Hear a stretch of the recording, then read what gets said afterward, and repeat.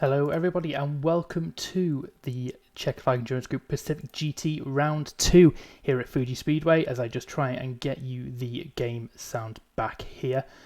Good start. So this is the second round of the championship. We had a fantastic first round at the Sepang circuit. Lots of action going on there, and it was a race of attrition really, lots of DNFs.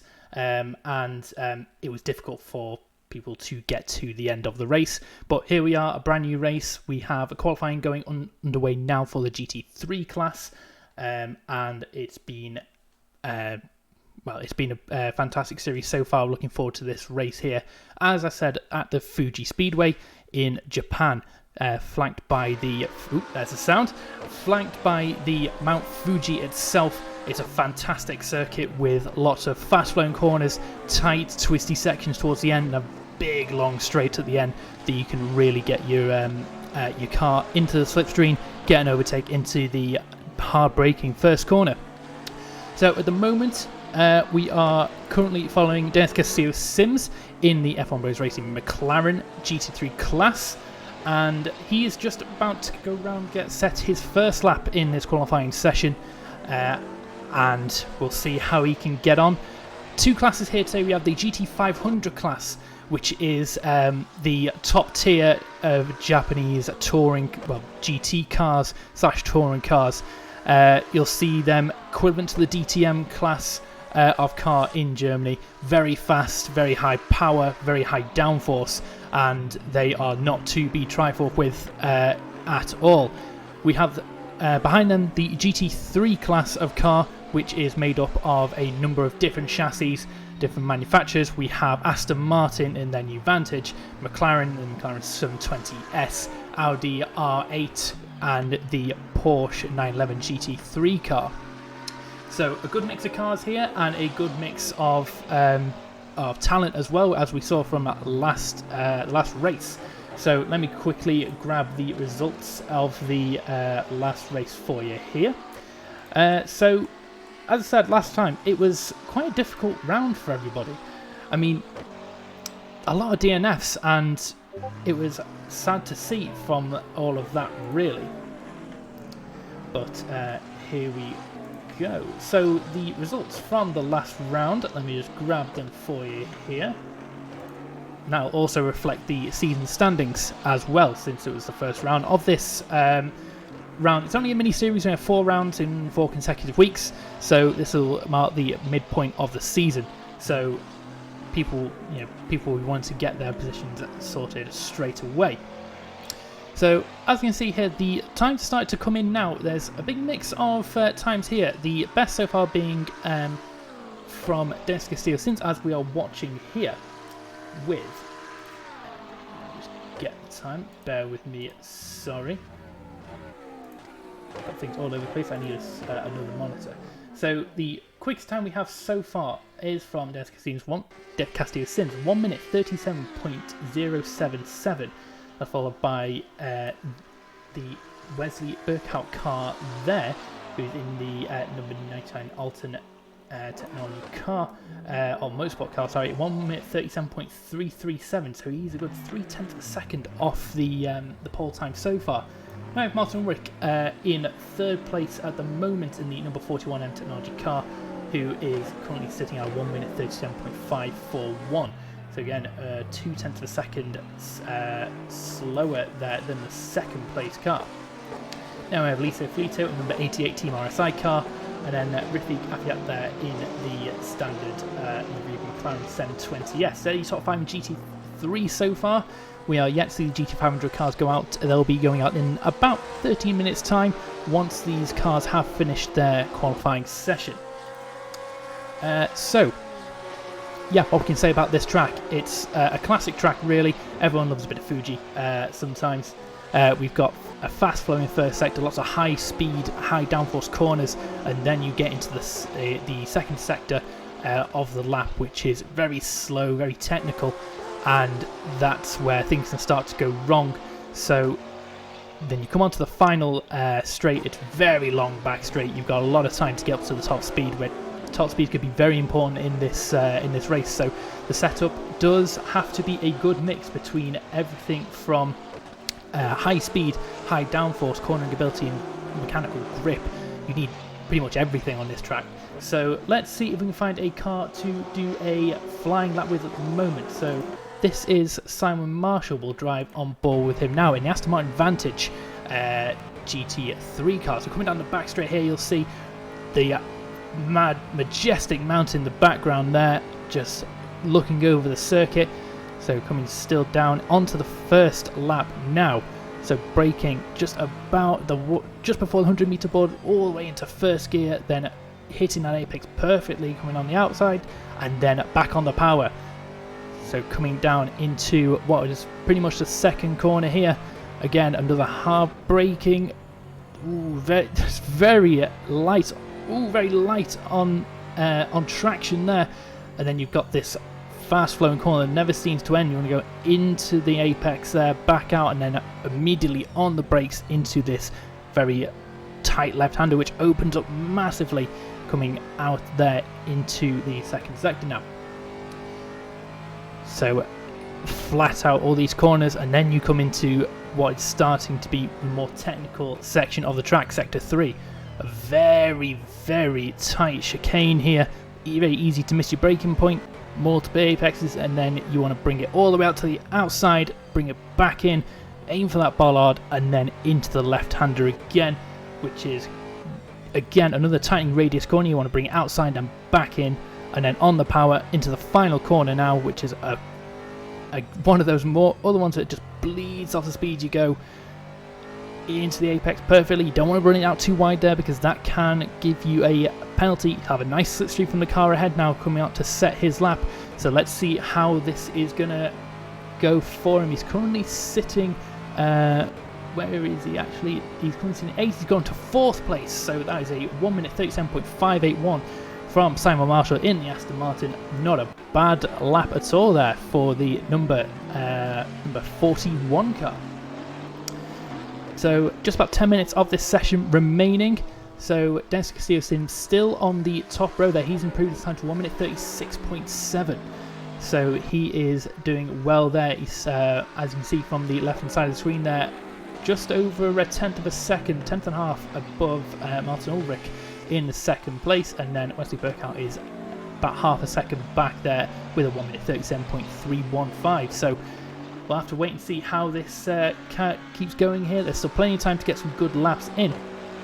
So, yeah, I mean, who doesn't love a good GT3 car? The noises and all the different chassis. It was very competitive last time out. So, and it's all about, it's a war of attrition. Yeah, the points go down to 15th place here, so you just really have to get to the end, and you can score some good points for your championship. Every single point matters in this championship because it is so short. There's only 4 rounds, and it's only 2 hours per race, which is a bit shorter than what we normally run at this event. So the last time out, the GT500 class winner was the number 90 Singularity Racing car. That was in first place, and they had a margin of about 45 seconds to the number 45 Team Rookie Monsters behind.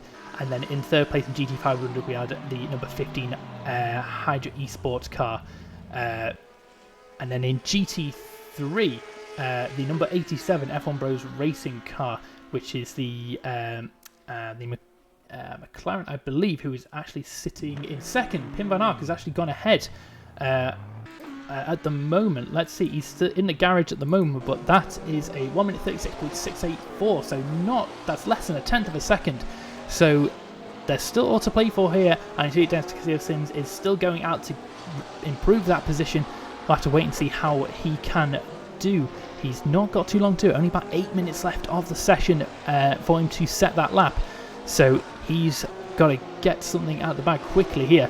But he's got a comfortable gap to the rest of the cars behind. It's only 2 tenths for third place, so he's under pressure there. But 6 tenths of a second is back is Wesley Burkhardt from the leader.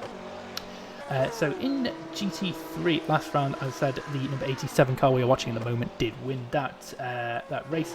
There was the number 177 Porsche 911 driven by Adam Carcassel, came second place. And then in third place, the number 33 Fair Racing team at Audi. That was your top three last time out last week. So, yeah, we've had many DNFs. We only had, let's see, 17 cars finish out of 27, so that's 10 DNFs, only in 2 hours. So it's a war of attrition. These cars aren't the most easy to control, especially the GT500s. They may look it, but they're really not planted at all. So we'll have to see if people can control them a little bit more. I've seen during the practice, the GT500s, they are, again, far from planted coming through some of the faster corners. You know, you can pretty much four-wheel drift them through. So actually holding on to the, holding on to this is going to be very difficult indeed.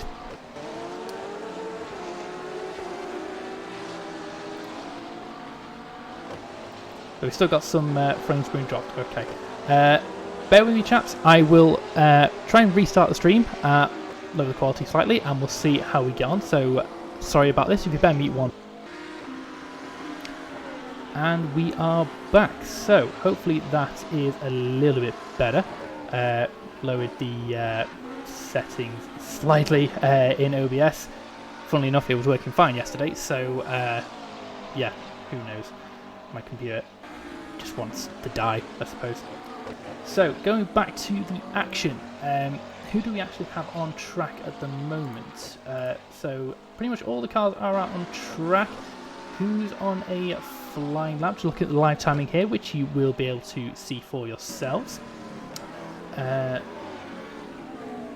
So, the number 57, Pim Van Aert, is actually... oh no, he's not on track at the moment. Yeah, again, still in the lead there. Dennis Garcia, since we are watching at the moment, he is on a flying lap at the moment. It was I believe, a personal best the last sector, but that's still slower than what Pim Van Aert could do. Now, looking at Daniel Vidamari in 5th place here, and Dennis Garcia pulls off there. Daniel Vidamari, number 13 Team RSI car, he set a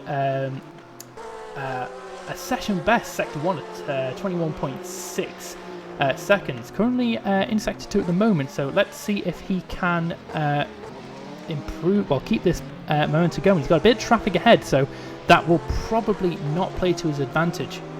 So we'll have to wait and see if he can keep this momentum going. It's a personal best sector 2. It's about 2/10 slower than Pim Van Aert in the lead. So he's running out of time to actually get a quick lap in here. So let's see if he can actually get this position, because he is flying at the moment. Onto the final straight here. He's got some traffic ahead of him, but he's got the slipstream that's going to help him. As he comes up to the line, pulls out of the slipstream. Where is he going to place? Let's wait to see where he gets to the line. As 4th place, there's only one position he's gained there, so not quite what he was expecting.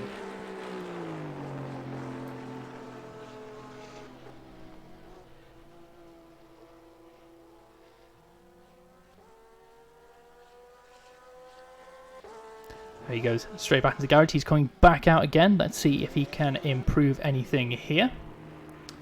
Well, Pim Van Aert is on a... Oh, that's not one. That's not quite right. He's coming out again, so we'll wait and see how he gets on.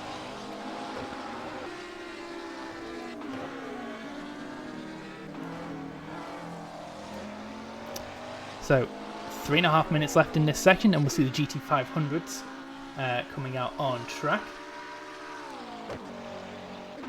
The Dennis Garcia Sims here in 2nd place. Let's see how he can do. Martin Ulrich currently also on track in the number 41 car. Let's see how... Oh no, he's actually in the garage now. He's just backed out of that. So let's see who else is on track here. So the running order we have at the moment, as I said, number 57, Pim Van Aert, is currently in the lead. He is followed by Dennis Garcia Sims, as he's only less than a 10th behind. Martin Ulrich there in third place, number 41 car, who's coming back out on track now. He's going to want to get out of the way of all these people on a flying lap. And then in fourth place, Daniel Vidimar, as we watched earlier. He is in fifth place. That is, Gregor Bulat, he's come out of nowhere and set a second place time here. So that is a 1 minute 36.699. So that's not a lot of time at all. It's less than 200ths of a second. So the things are heating up in the final minutes of this qualifying session. So let's hope we can. Let's hope he can continue this momentum. He can find that extra little bit of time. He could get the pole position away from Pim van Ark there. Now, is Pim van Ark currently on a lap? He is, I believe, he's coming up to, well, he's just about to start his lap, coming up to the start-finish straight here. So, let's see how it goes. Oh, he's actually set a faster time. That is a 1 minute 36.278. So, that is a lot quicker than his previous time. He's pulling off and he's done there with his bright yellow car, which isn't right. So, can the rest of the field respond to this? Gregor Bulat is coming on a lap, I believe, coming through the final sector. He's got a bit of traffic ahead, so hopefully... Oh, that's very sideways. Well held in there, some four-wheel drifting. That's not going to help his time, though, as he comes through onto the start-finish straight now. Pim van Ark's back out on track, ready to set another time. And we have Gregor Bulat there pulling off to abandon any more laps. So, Descacia Sims, third place at the moment. He is currently on a lap. Doesn't look like he is actually improving on this time. Wasn't a personal best in Sector 1. So we'll have to wait and see if he can pull anything back there. Now, Daniel Vidimari in fifth place. He's currently setting a personal best lap at the moment. So, can he improve on his currently fifth position? We'll wait, you'll see now. He can. He goes up into third place, right behind Gregor Bulat in the Porsche car there. So, this is all holding up here, and that's pretty much the end. So, unless anyone's on a flying lap now, oh, as Daniel Vidimari does spin, he's into the barrier. So, that is qualifying session over, as all the other cars will finish their flying laps, and the GT500 field will now be entering the track to start their session. So, as you can, I'll run through the order for you now as it stands. So, Pim van Ark is on pole position at this stage for the number 57 car with a 1 minute 36.278. Then we're followed by Descacia Sims and number 87 at McLaren. He is sitting in second place, 1 minute 36.412, so not too far behind at all. Looks like he managed to claim that right at the dying moments. Gregor Bulat there, who is on a lap, I believe, at the moment, so we'll see if he can improve on his time, but currently sits in third place with a 1 minute 36.699. Fourth place, Daniel Vidimari, as we saw, he is sitting with a 1 minute 36.743. Now, Martin Ulrich in the number 41 car is sitting in fifth place with a oh no, Wesley Burkhardt just gets him at the line there at the very end. He goes into fifth place with a 1 minute 36.778. So that's a fantastic effort from Wesley Burkhardt to claim that fifth position at the very end. But here we come on to the GT500 session here. Not that many cars turning up for this event, but they are quick, and we've got here a fantastic liveried car here.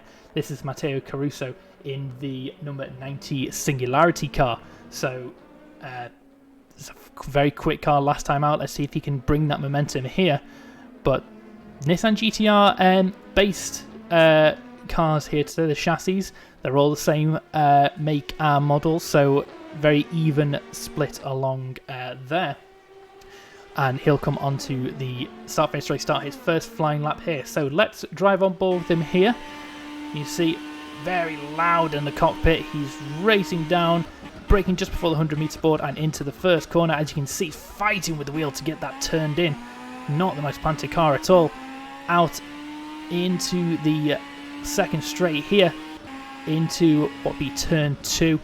Nice and early on turn in, and he's hit the apex perfectly and the exit, and he is going to carry that momentum all the way through this turn, gradually slowing into this tightening radius corner, on the throttle again, and then back in onto the brakes into the left-hander.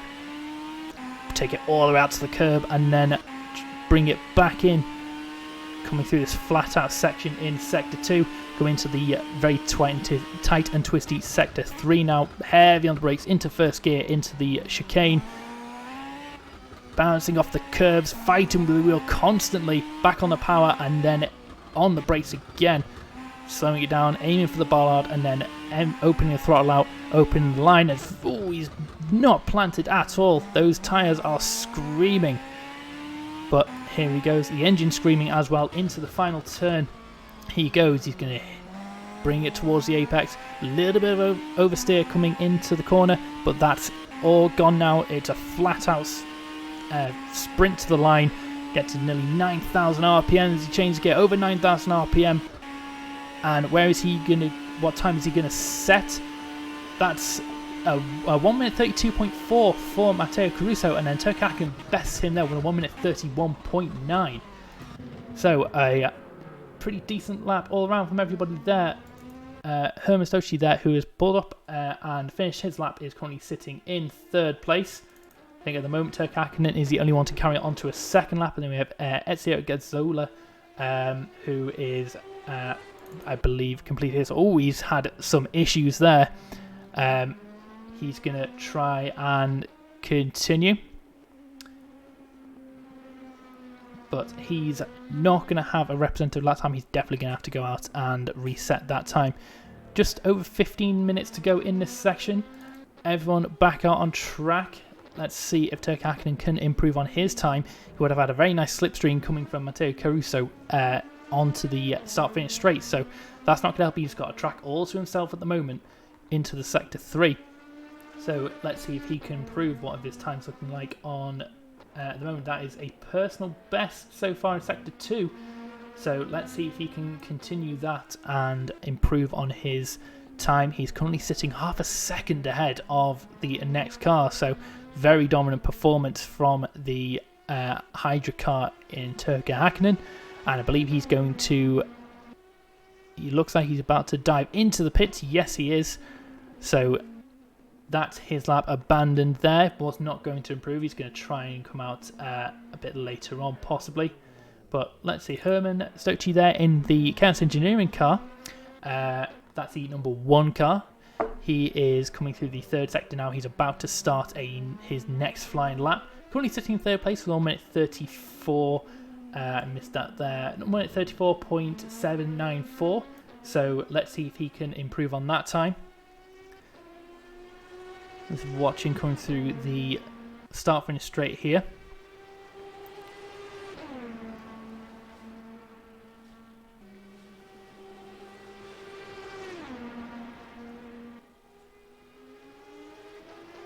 Break into the first corner. Turk Hakkinen there might. Oh no, he's got the position. Oh, very, very sideways there with Herman there.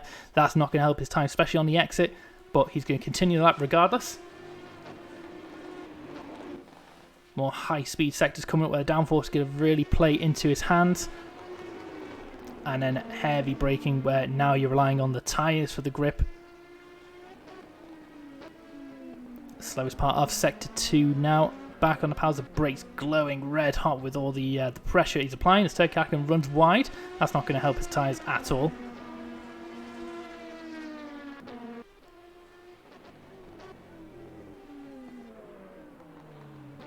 Right, into sector 3 they go now. Times at the moment for Herman, he's done at personal best so far, so his first lap mustn't have been the tidiest effort. So he's looking to improve. He is 2.8 seconds off the lead so far, so he's got a lot of time to find. Oh, and that's a very big moment. Twitching, overcorrects, goes into the barrier. So he's going to go back into the pits there. Not what he would have wanted at all. Matteo Caruso in the Singularity car. Very nice paint job there. Very good looking on the Nissan GT500 car.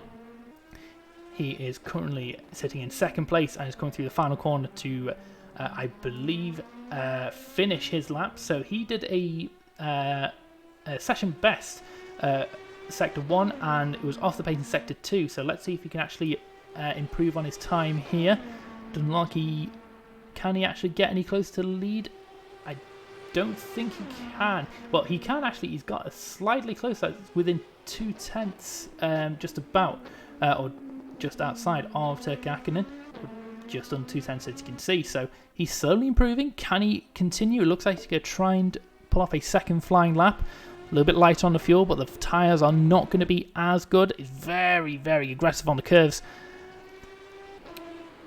And he's coming down into the tightening radius corners of Sector 2. Into the hairpin now. Oh, that's a lock-up and a bit of a slide coming into the braking zone. He's held it well. And he's managed to maintain the speed, so let's see if he can continue on this lap and set a better time. He's done a personal best Sector 1.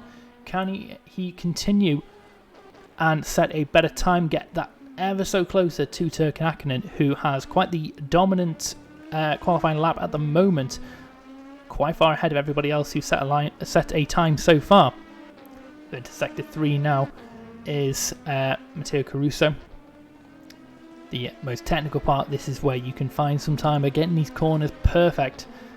Slightly twitchy on the exit, as you can see, but that's probably not going to cost him too much.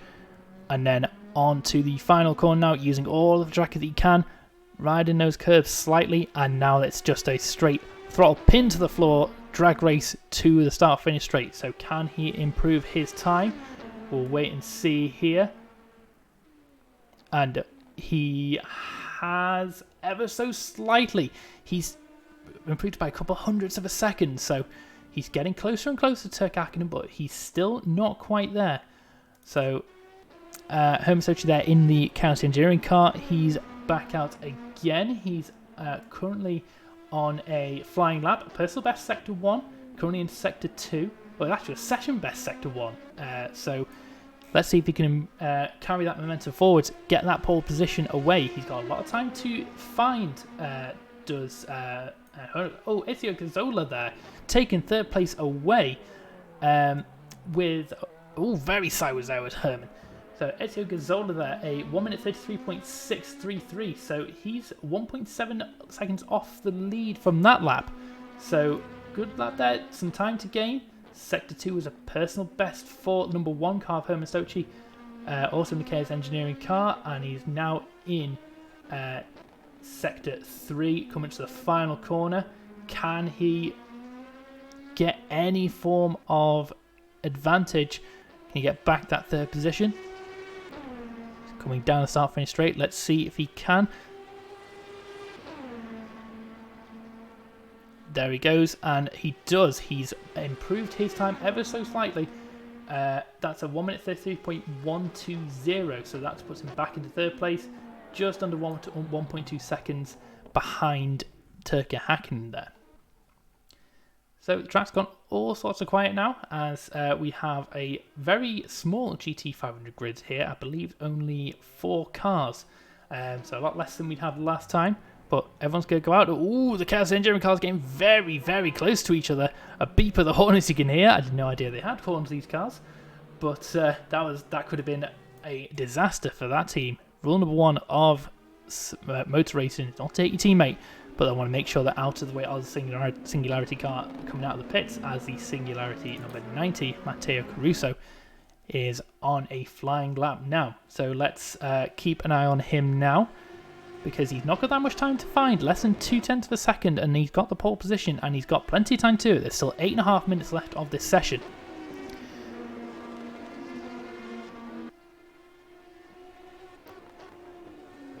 So it's into the hairpin Sector 2 now. It's a personal best Sector 1 that he set, so let's see if he can continue that momentum now. We'll find out what his Sector 2 time is shortly. So that's another personal best, Sector 2. So he's on a good form here. They're not session best, but they are personal best, so he's got the time in hand here. So coming through the final portions of the lap now, coming up to the final 2 corners, he's got got it all to lose here and all to gain. So let's see how we can do. Final corner now, heavy braking, late apex straight in there, and he's back on the power onto the start finish straight. So that exit order helps. It was a good exit. If you get a bad exit out of the final corner, it hurts you all the way down to the braking zone of turn 1. That's a very long way to go. And he's done it. He's done a 1 minute 31.82 seconds. That is a tenth of a second quicker than Turk Hakkinen. So now Turk Hakkinen has to respond to that. He's currently sat in the garage, but I'm sure he will be coming out ever so soon to actually set that time. And he is. Here he comes. He's coming down the straight. He's going to have time for maybe two, maybe 3 laps to improve on that time. There's not much in it between the 2 cars on the front row. So that's... let's hope they continue this in the race. We get a good battle on our hands. Third place is the number 1 Chaos Engineering car, 1.3 seconds off the pace. And then the 4th place and last in the GT500 class, a very small grid we have, as I've said here today, Ezio Gazzola in the number 2 Chaos Engineering car. And he is currently sat 1.8 seconds off the lead with a time of 1 minute 33.633. So all GT500s on a lap at the moment. Turk Hakkinen does have the clear track ahead of him, but he won't get the benefit of the slipstream coming onto the start-finish straight. That's very important to get a good time around here. You do want to be in a position where you can benefit from the slipstream, but not lose out to dirty air. It's not too much of a problem with these cars, but it does affect them. They are high downforce, and dirty air does cause issues in the fast-flowing corners. But he's all on his own here. Can he's going to come onto his flying lap shortly. Can he improve on that time and get the pole position back? 5 minutes and 50 seconds in the session remaining. Ezio Gazzola there has set a personal best. He is now within 1 second of the leader, and Herman Sochi as well. 0.2 seconds off the lead there. He set a time 1 minute 32.07. So fantastic laps there. They have all retired to the pits, so Turk Hakkinen now has the track all to himself.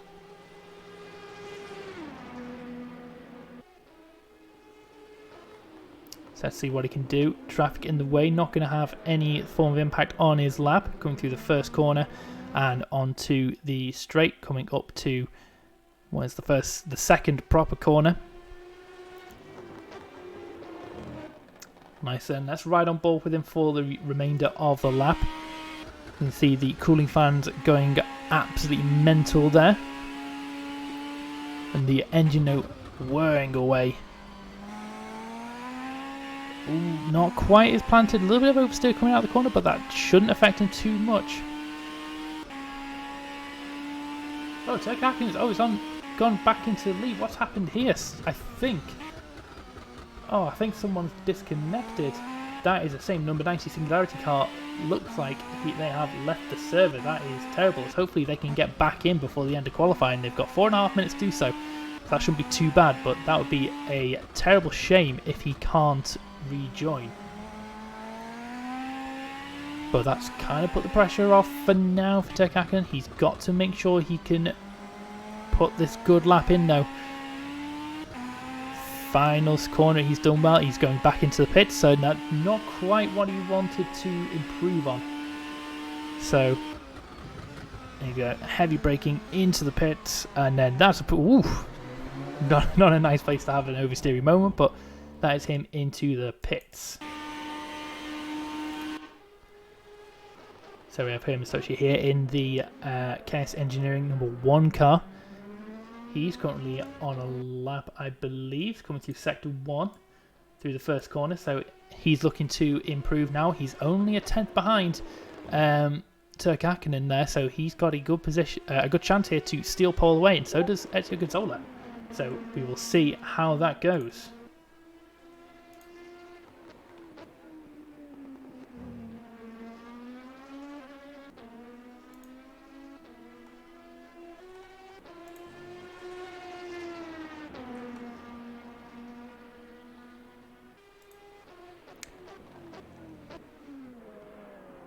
So here he comes now in second place into the third sector.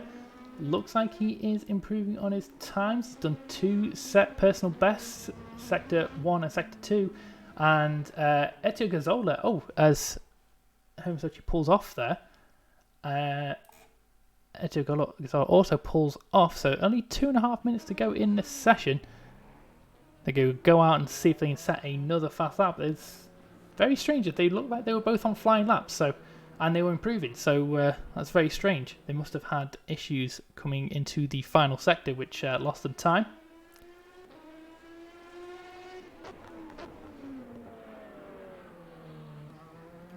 So they're going to go out again and see. They've only got one more chance to do this now, so this will be their final chance to take that pole position away from Turk Hakkinen and have the best possible chance to run away with a lead in the race. So after the qualifying session, we'll have a 5-minute warm-up session, which we'll go to an ad break, and I'll try and sort out the lagging issues for you guys. No promises though, unfortunately. I'll try my best. And then once we are back, we will have the 2-hour race, which will be, well, I can imagine all about the GT3 cars. A big field of those cars, so let's hope they can put on a good show for us.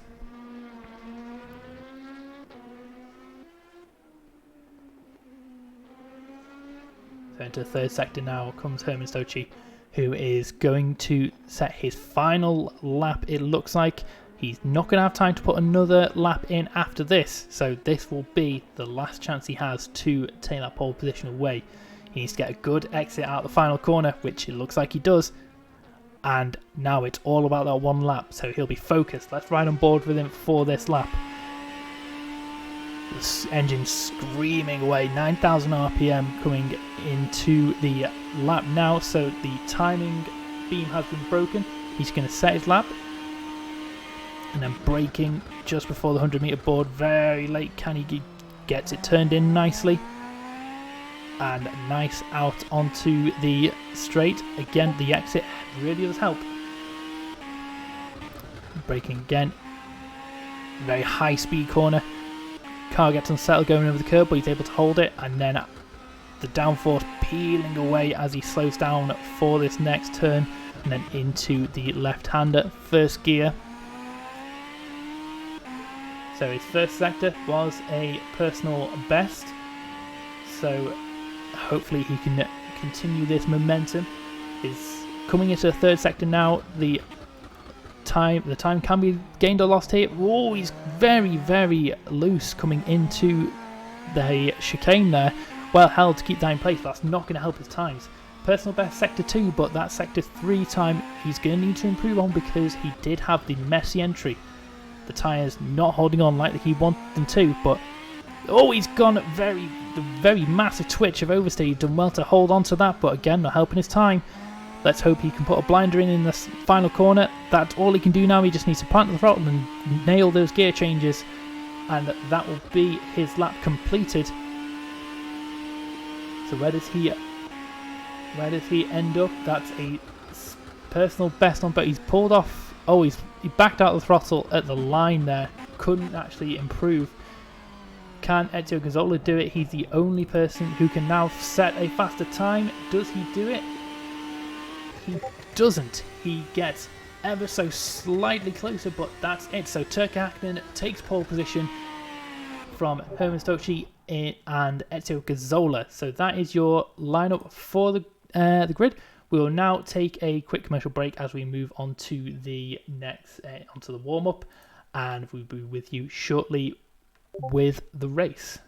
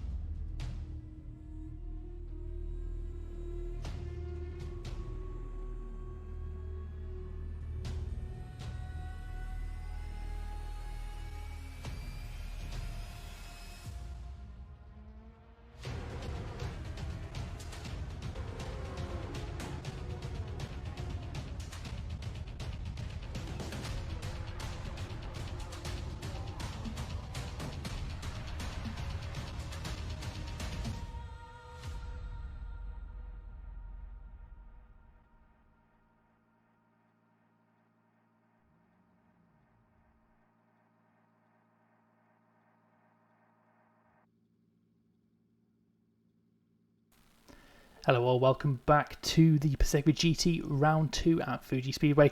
Just about to get underway with the race now. All the cars are currently lining up on the grid. So we'll run through the order for you. Turk Hakkinen is in pole position with Herman Sochi and Ezio Gazzola. They are three cars in the GT500 field. Then you have Pim van Ark in first place for GT3, followed by Dennis Garcia-Sims and Grzegorz Bulat in GT3. Then we have Daniel Demari, Wesley Burkhout, Martin Ulrich, Simon Marshall, Alicia Filito, Paul Holt, Rfactor2, Valtteri Kailainen, Alberto Zanotti, Tobias Thiele, Alexander Romenko, Majek Nurk, Aidan Williams, and Rafael Carbaledo that make up your grid. So we are just about to go racing here. We are about 8 seconds away from the formation lap. So interesting qualifying. We didn't have that many cars to compete in the GT300. We only have 3 cars on the list today, but we shall hopefully have a good race between them. So as you can see there, formation lap. Please catch the safety car in the left line. I don't know why that's there. But it's going to be an interesting race, especially in the GT3 field. It's quite a big and packed field for the GT3, so they'll have quite a lot of issues. Hopefully everyone can get the start procedure right this time, and no penalties come from that. But it's a race of attrition. It is 2 hours, not the longest endurance race in the world, but it is still endurance racing. And you need a lot of time, especially if you're in a car with one driver. Remember, there's teams of 1 to 2 drivers in this event, so you can have a single driver doing the full 2 hours on their own. So it's difficult, especially doing 2 hours of racing. So we'll have to see if everyone can do that. So we're just coming around into the second sector here. It's going to be a very interesting race.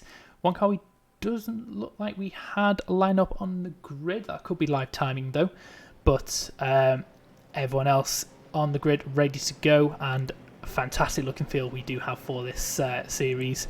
Very well painted cars, especially in the GT500. There's some fantastic looking machines there with all the angles, all the aero pieces glistening in the light with the very striking paint job, especially from the Hydra car. So we're getting ready for the noise here. We are currently in just about to enter Sector 3. This is where everyone's nerves are going to be going up here. It's very difficult to keep that composure. You're nervous, you want to get going, you want to not make a fool of yourself on the start. So you just need to keep it calm, get through the first few minutes of the race without any incident, and then you can then start to think about your strategy. It's all about survival through the first few laps of this race. So the game will announce the green flag, the drivers should ignore that, and the race will start when Turk Hakkinen and Pim van Ark cross the start-finish straight. You can see that Turk Hakkinen is then warming up his tyres.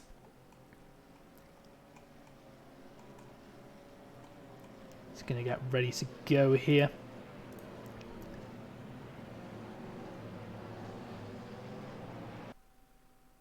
Just let me know how the stream is, guys. It looks a little bit better from my end, but hopefully you guys can see it. But we're on the final straight here.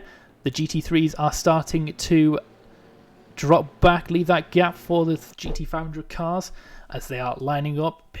Turk Hakkinen is slowing them down dramatically here. He wants to get the best start he possibly can.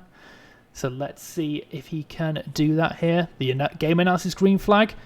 Oh, we're not quite there yet. Turk Hakkinen does pull up a little bit, and now we are underway. So the GT500s are underway, and so are now the GT3s. Pim van Ark gets actually, Daniel Demari gets a fantastic start there. He's going to be challenging for the lead into the first corner, but we'll keep an eye on Turk Hakkinen and the GT500s. They come down to the first turn. It's almost 3 wide behind the GT3 field.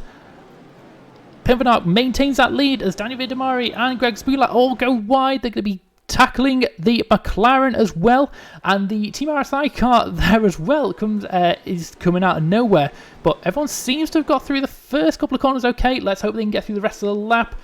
The GT500 field is unchanged at this stage. Pim Van Ark, Daniel Vidamari continuing on there. Daniel Vidamari contested by Wesley Burkhout there in the number 99 car, side by side, coming into the third sector shortly. And there we go. That is Wesley Burkhout there, just about getting ahead. But then there's Gregor Spulat behind, who's going to be challenging Daniel Vidamari. He's coming down the outside. Oh, he's made contact. A very robust manoeuvre into the chicane. He's managed to just about keep that move going. But then we've got the Dennis Castillo-Sims in the McLaren, then challenging Daniel Vidamari. Daniel Vidamari has not had the most he's not had the best of starts. A good start there for him, getting up, challenging the lead of Pim Van Ark, but then he's just dropped back ever so slightly, overcrowded by everybody. He's being attacked by Simon Marshall there in the Team Rookie Monsters Aston Martin. He's going to have a good slipstream. It's going to be a slipstream battle coming down onto the start-finish straight here. That's one lap completed here at Fuji Speedway, and what a fantastic opening it was. GT500 is going over the line. Nothing's changed there. But, oh, there comes Simon Marshall. He is side-by-side just about. Can he get the braking right into the first corner? No, he can't. There's some defensive manoeuvres. Oh, and actually an attacking move there from Daniel Vidamari and Dennis Castillo-Sims. What a move. I did not see that coming at all. Fantastic on the brakes. But they're just going 3 wide behind. There's contact behind. Who was that? I think that was Alicia Filito there making contact with Martin Ulrich in the fellow Audi, the Team RSI Audi. So that was interesting to see. Luckily, no damage was done there. There we go. Dennis Castillo-Sims now attacking Gregor Spulat in the is that the 177 car? He's going to try that, and Simon Marshall again is attacking Daniel Vidamari. He's going to try and go around the outside. He can't make that move stick, but he's going to have momentum coming into the third sector here. And within all this, Pim Van Ark is just about maintaining his lead. He's got a pretty decent lead ahead there, about 1.5 seconds ahead of Wesley Burkhout behind him in the number 99 car. So the top 2 cars are pretty settled in the GT3 class, but Gregor Spulat is under increasing pressure from Dennis Castillo-Sims in the Racing Bros McLaren. He's going to have the slipstream coming into the start-finish straight. Can he get the move done before the first corner, or he's going to have to outbrake Gregor Spulat again? We'll have to wait and see. He doesn't look like he's quite got the same straight line speed as Gregor Spulat does in that Porsche, but he's pulling it back slightly as he's deep into the slipstream. He pulls out. He's going to try and make the move. Defensive slightly from Gregor Spulat. Side by side, and that's a fantastic move. He's going to run out wide. Can he hold it? No, he can't. He's going to get the undercut done on him by Gregor Spulat. Fantastic move to read that, and he's going to maintain the position. Behind them, Simon Marshall and Daniel Vidamari are battling for... Oh, there's nearly contact there. I'm not sure if Simon Marshall knew exactly where Daniel Vidamari was, but very close to taking him out there. And in all that, Paul Holtz in the number 33 Audi, he's coming up behind them, and he is going to try and challenge the 3-way battle here for what will be, I believe, 4th in class. 4th or 5th in class. But fantastic start so far, so much action. They're going to have to, at some point, calm down and get everyone just nice and calm and composed through all of this. But, oh, Herman Sochi. Is that Herman Sochi out the race? That is a shame. That's showing a DNF. He is in the garage, so not sure what happened there. But we'll have to keep an eye out. But that means that Turk Hakkinen, he's got a fantastic lead at the moment over Eto Gazzola. He's got about 7 seconds on the next car there. He's going to have a nice quiet race if he can continue pulling this out. Then behind them, Eto Gazzola, as we said there, in the Chaos Engineering car. So it's drive-through penalty assigned to Daniel Vidamari. So I wonder what's happened there. We'll have to take a look back at that. But that's very interesting for a jump start. So Daniel Vidamari jumped the start, so that's what he gets his drive-through penalty for. So he's going to fall all the way back to the field, the back of the field here, and he's going to have to get some... well, Well, he's going to have to get a move on. He's got plenty of time to do it. It's only 5 minutes of this race gone by, and already there's a lot of action going ahead. But Des Castillo-Sims here is still fighting Gregor Spielak for the third place in GT3.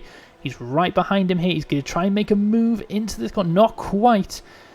He thought about it, but the door was firmly shut by Gregor Spielak. But he's going to have the outside here coming into the third sector. He's still deep within the slipstream. Can he make a move into the chicane? He's not quite close enough to do it here. Not the best of overtaking opportunities. There's really one line to take through here, and if you're not on that line, you're not on the track. But he's going to be right behind him, coming up to the best overtaking possibility on the track, which will be turn 1. So he's going to try and maintain that here. Maintain that gap and go for the move. Hopefully pull it off this time. Slightly outbraked himself and was unable to hold the position from Gregor Spielak, who just undercut him straight away. But within all this, Pim van Ark in the Porsche number 57 is running away with this. He has quite the gap there to the next car. Wesley Burkhardt was about 4 seconds. So as you can see, the gap there. And oh, there's a fight. There we go. He's going to make the move. They are jostling for position. Someone goes wide at the exit of the corner at the back. Now, can Des Castillo-Sims? No, not quite. He can't get alongside this time, but he's right up behind. He's going to try and make another move, it seems. He's going every which way to try and find an opening, and there's just not one available for him at the moment. He needs to make sure he doesn't get frustrated over this. Still plenty of time to go. He doesn't want to make moves that aren't going to work just out of frustration, but it's still close racing. He's just about side by side. The room's given. He's going to try for the move there. Oh, he's made it stick. Outbraking himself. Doesn't look like Gregor Spielak knew he was going to be there. Had to back out of his throttle and hit the brakes to stop himself from getting some rear-ending Des Castillo-Sims there. But a fantastic move from the McLaren driver. He is now up into third in class. But oh, Gregor Spielak does make a move coming into the chicane. That was unexpected. What a move that was. And he's back up into third in class. So while these two are fighting, the top two in GT3 are just running away now. They are going to be continuing on, and they are unchallenged at the moment. But this is for a podium place in GT3 class. Again, through the third sector, coming onto the final corner and onto the back straight. Again, Des Castillo-Sims is going to have the slipstream, but he doesn't quite look like he has the straight line speed that the Porsche does. He's not quite able to make the most of that slipstream, but he's tucked right in. And you see Gregor Spielak is trying to break that slipstream where he can. He's gone defensive already. So alongside comes Sims. Can he make that move stick? He's got traffic in the way. Round the outside, he's going to try and make that stick. It's not going to happen. The brakes are glowing hot, and he falls back in line behind the Porsche to make another attempt later in the lap.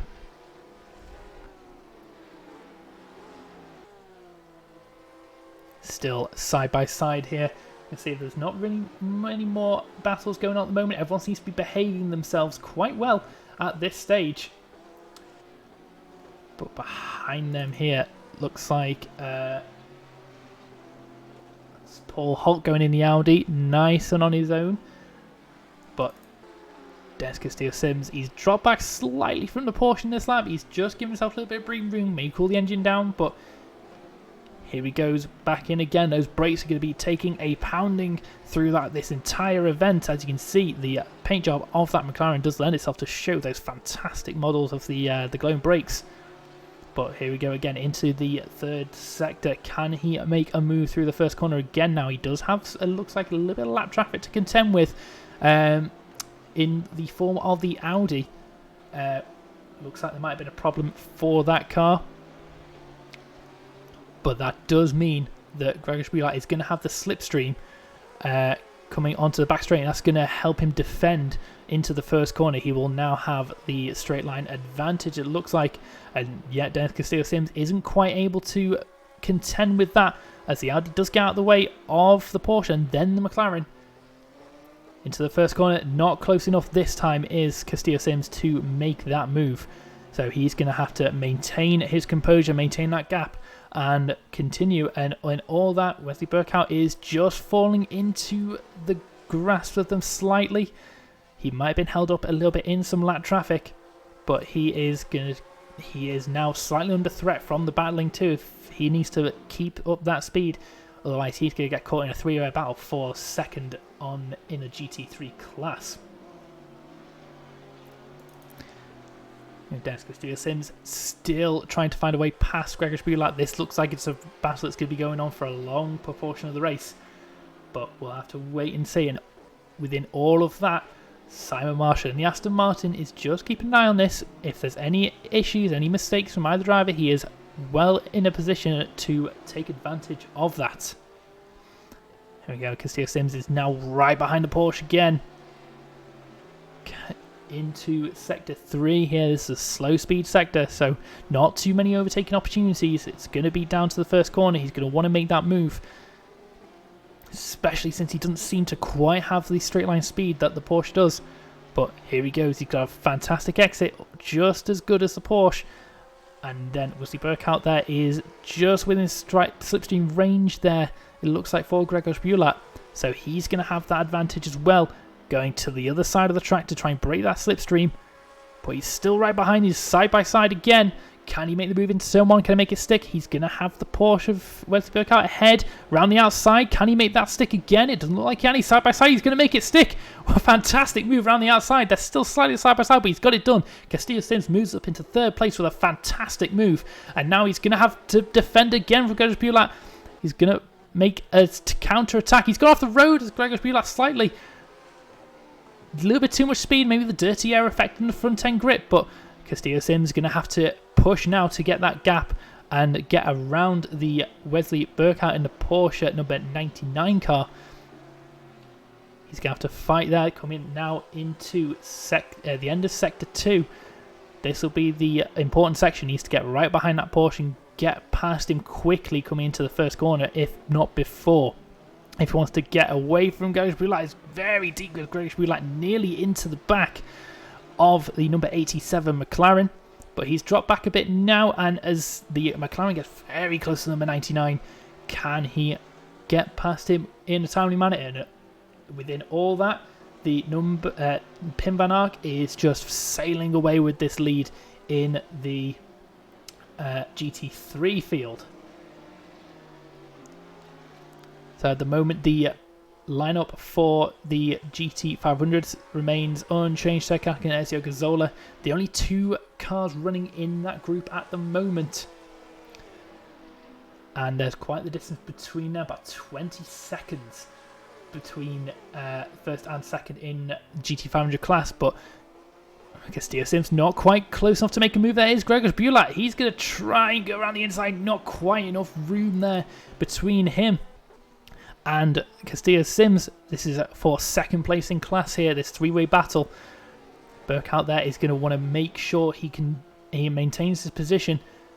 Got to defend with his life, or does he want to just let them go, let them fight and run his own race, and hopefully it comes back to him later on, because it's still early in the race. It's only 15 minutes of the race gone, and the number 41 there, looks like they might have had issues putting that down. They're going to want to try and get ahead there, because they do have a bit more speed, it looks like, than the three battling cars. So if he can get around them and it's Gregor Bulat makes a very late move around the outside. There's contact between the two cars. Very late there on the brakes, and a very late dart to the outside was really not going to work there. There's not many lines you can take through that chicane, and it didn't work out for him this time. So he's going to try again into the first corner at this stage.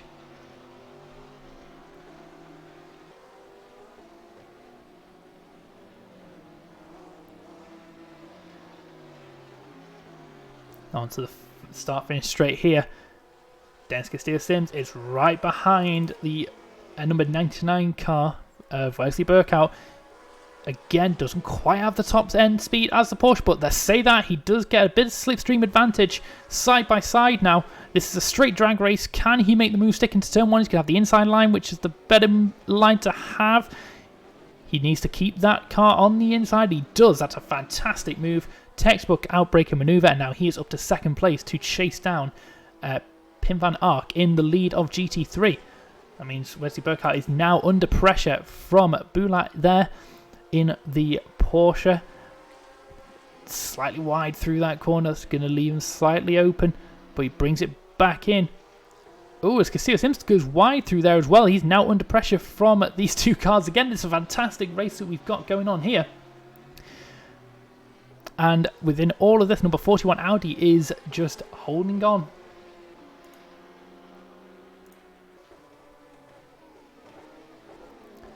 As Gregor Spielak he puts his nose into the chicane again. He's making sure he is always there. It's fantastic clean racing between all of these cars at the moment. It's brilliant to see. At the Alta Motorsport number 99 car there, that he is under pressure from Gregor Spielak there in the 177 car.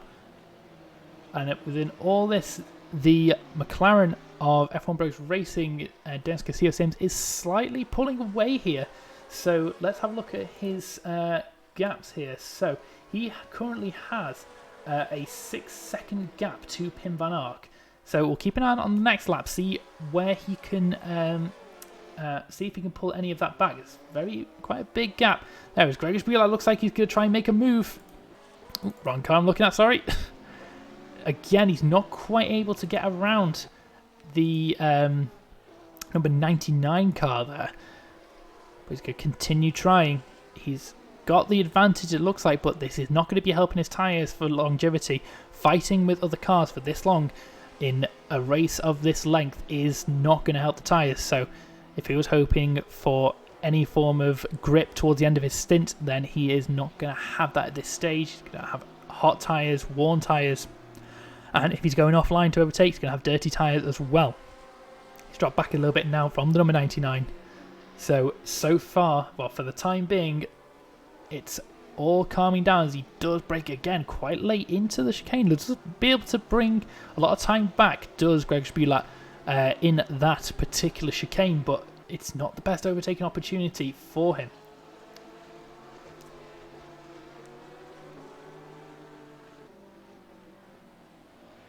Downfield, see if we've got any more action going on here.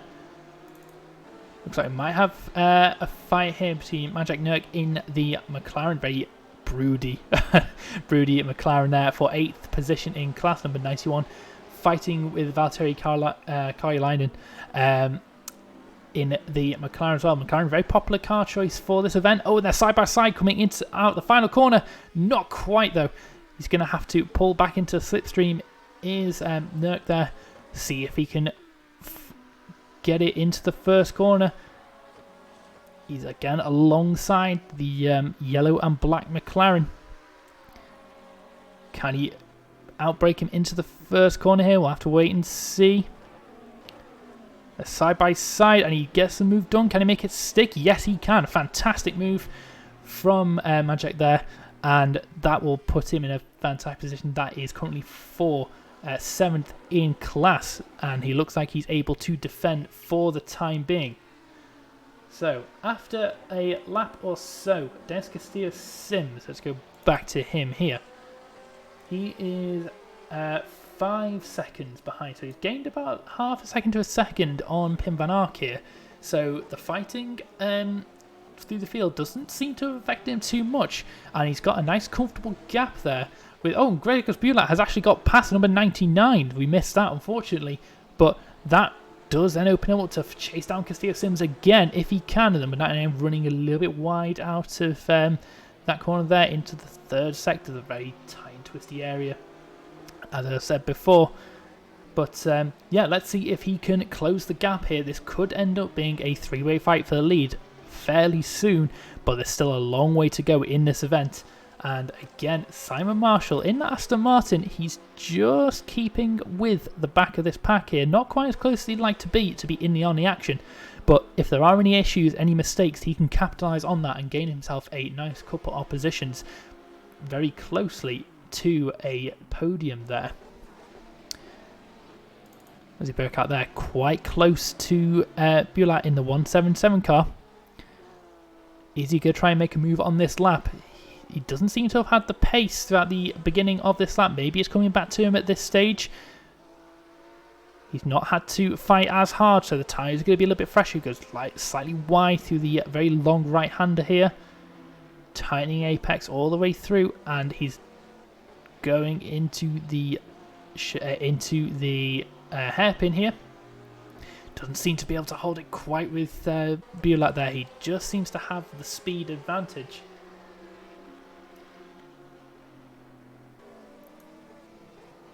So with all that, Castillo-Sims is actually a lot closer, it looks like now, to Pim van Ark.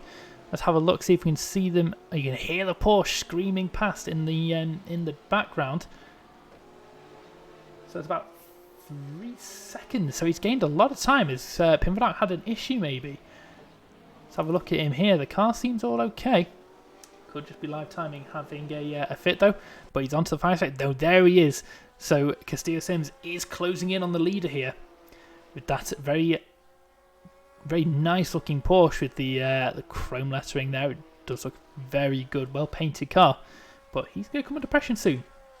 Is Pim van Ark. He's had quite the lonely race so far, but he'll be hoping it stays lonely and he can maintain that gap. He's pulled out another second or so on Castillo-Sims, but that's going to possibly come down. Looks like McLaren's got the advantage in the corners, whereas the Porsche is a bit quicker on the straight. Again, with the engine being in the back, that Porsche is quick to accelerate. A lot of traction going to the rear wheels where the drive is. So, very evenly matched cars we do have in this series, thankfully. So, we'll have to wait and see.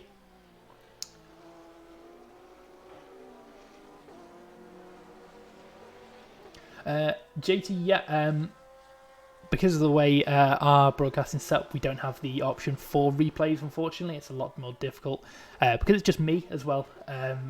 We don't have a full broadcasting stream then, or broadcasting team, then yeah, it's quite difficult to get any replays. So unfortunately, if we do come across anything though that does allow us to do replays, then we will obviously include that because that would be very useful to see.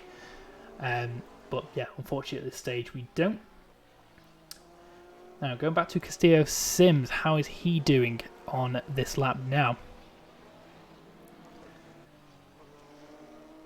Again, he's 3 seconds behind, so he does seem to gain a little bit of time through the second and third sector. Getting the handling of that McLaren, he's been able to get it through the final sector a lot cleaner than Pim van Ark can get that Porsche. But it's just the straight lines. He's not got any slipstream to help him. He's probably just outside the range of the slipstream here. But let's go to Kakin, the leader of GT500. He is currently going through the back market GT3 traffic at the moment. Probably about halfway through that field. He's had a nice lonely race. He is currently 20 seconds ahead of Ezio Gazzola in the Chaos Engineering car. The only two remaining GT500s on track. And he's been pretty dominant so far. Gazzola just doesn't seem to have an answer. So he'll be hoping to get a good result here. This car was strong last week and it's showing its strength again this week. And he'll get a good leg up on the competition that did not attend this race. A bit further down the field here. Whereas Burkhardt is slowly dropping back from Bulat there in the 177 car. He doesn't quite have the speed and the consistency to keep with Grzegorz Bulat there. And within all that, Simon Marshall, again, that lurking Aston Martin is slowly catching up. And we should see a fight brewing for what would be fourth position in class, hopefully in the next few laps. It's a good looking car, that Aston Martin. The Rookie Monsters always do a very good job with their paint schemes, so it's good to see them turning up again to showcase their talents. Oh, good to see JT. Good to see you enjoying the stream. Hopefully you can stick around for the rest of them.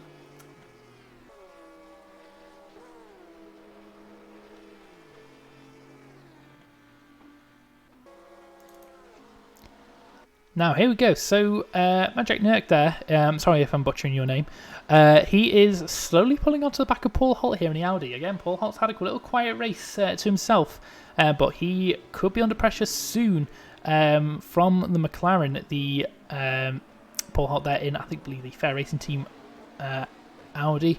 Again, another well-painted machine. He's going to come under pressure. Slightly differing lines from the two drivers.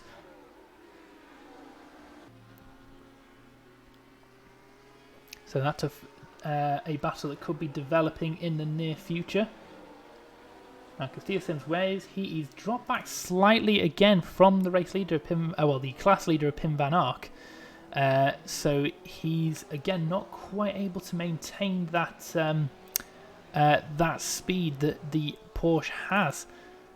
So for now, Pim Van Ark's safe, number 57 car. He just needs to get his head down, put in consistent laps, and draw that gap out. We only have one DNF so far, which is unfortunately the Chaos Engineering car, number 1 of Herman Stocci.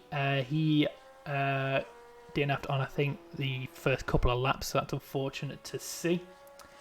But everybody else still running and still fighting for position at the moment, so let's see how things go here. Now, what happened to Martin Ulrich? So he's a lap down at the moment. Excuse me. And he was constantly on the back of the fight for third place with Castillo Sims and Bulat a few laps ago. But yeah, I don't know what happened to him. He just seemed to come out the pits behind a lot of people. So he must have had some form of issue somewhere.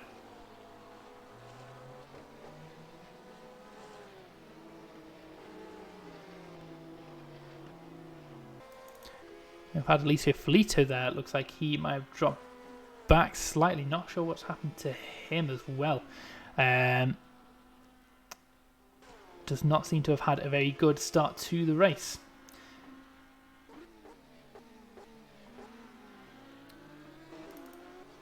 Going back to this battle here for what will be 7th in class, I believe, 6th or 7th in class.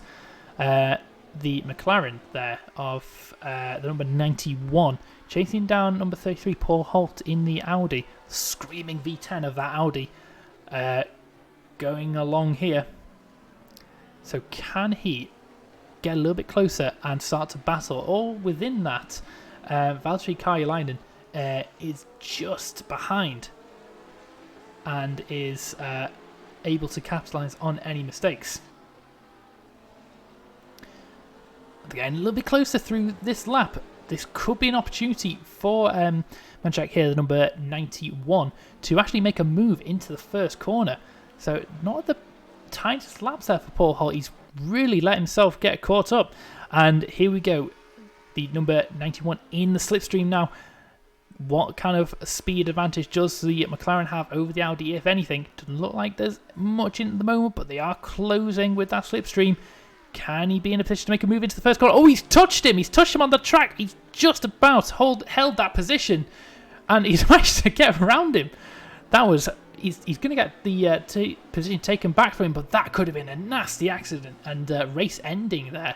No, that would have been a very brown trouser moment. Well held by him to maintain the position, and he's going to be fighting again coming into the second and third sector. So very interesting turn of events there. Luckily, nobody was taken out in that.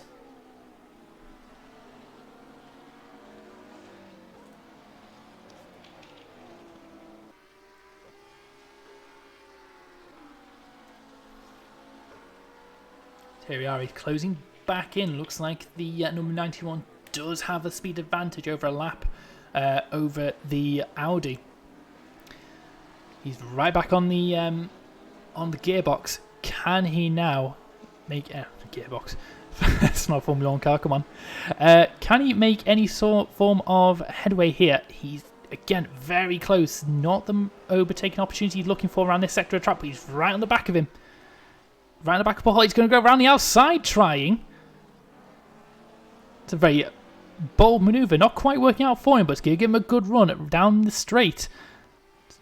Better line, and he's well within the slipstream, so he's going to try again and not hit the Audi this time and try and get around him on the first turn. He turned out of the slipstream a little bit earlier this time. They're side by side. He's got the inside line. No defensive manoeuvres from Paul Holt at this stage. Maybe he's not want to fight too hard with the McLaren because it is still early doors. Only a quarter of the race has gone and he's got the position. So a fantastic move there for the 91 car Magic Note there to take what will be 6th in class.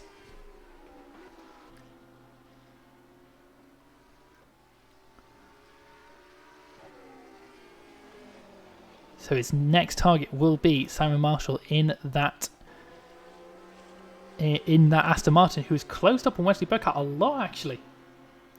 This is Fuji Ephraim.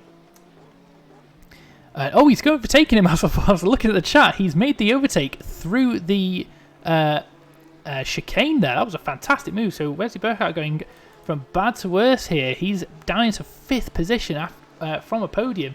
So unfortunately, he's not having a very good race at this stage, but he's got a lot of time to make it back. And again, the number 41 is just stuck behind that car. He's not able to find the way past. Maybe doesn't quite have the speed that he would like to just get that move done and get on with his race. But good move from Simon Marshall there to move into the into 4th in class now in the Aston Martin. But he might come under pressure. It's a long way back, is the number 99. But he's going to have the slipstream, and we know that Porsche is quick on a straight line, but the Aston may just be that little bit quicker. And he's not going to be close enough on this occasion to make a move. Closed up slightly though, and hopefully he can get that speed that he needs to make another move. Simon Marshall there, he's closing in on the back of Grudge Wheelat as well. He's not that far away, he's only a few seconds. So slowly but surely that number 41 is coming into his own, and he is making moves for a podium for the Rookie Monsters Aston Martin car there. Back in the lead of the race, Turk Hakkinen just behind that group there. He's currently overtaking Paul Holt. Well, let's ride on board with Turk Hakkinen just for a minute, so you can see the kind of traffic management you need around a track like this. It's currently coming into the 3rd sector here, into the chicane. Very easy to miss your braking zone there, and you have to go through the escape road, Monza style. But the downforce of this GT500 car, Nissan GTR, is lending itself here. It's closing right back in onto the McLaren. Not the speed differences you expect between a LMP2 and a GTE, for example, but enough, and there's definitely a straight line advantage. He goes to the inside just about, and there he goes past the McLaren.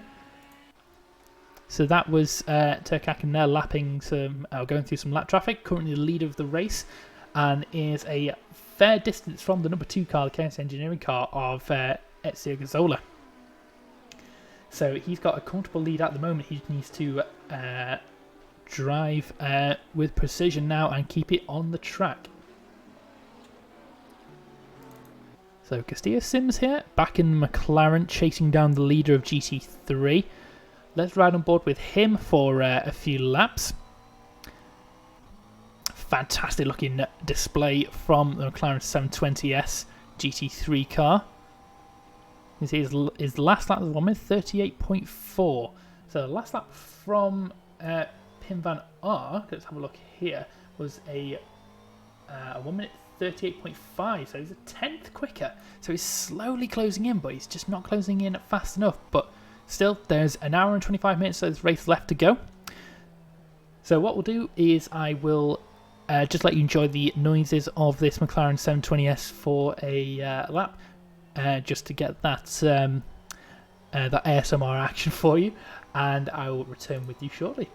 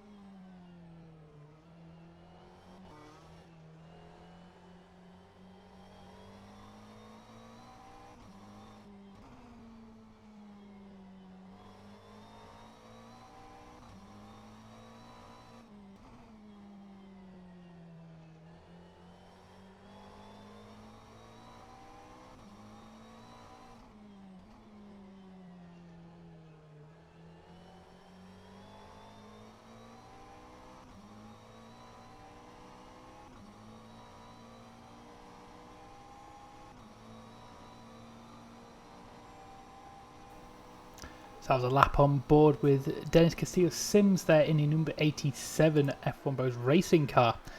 So he's slowly starting to close in on the leader. You can very clearly see him in the braking zone of turn 1. So that's Pim van Ark in the number 57 Porsche, who is currently in the lead, as we'll see here. So he's starting to come under a little bit of pressure as Pim van Ark. Can he... Ooh, it's very aggressive over the curbs there. But can he maintain this? We'll have to wait and see. We've had a change of position about a couple of minutes ago. So that was the number 72 car, the other Aston Martin there of Rafael Carballido, who got past Alexander Romenko in the number 55. So that is for 13th and 14th in class. So they're still for a point-paying position. Points all the way down to 15th in class. So this is still for the points, and they all matter in a series this short. As I said before, it is a 4-round series running 4 consecutive weeks.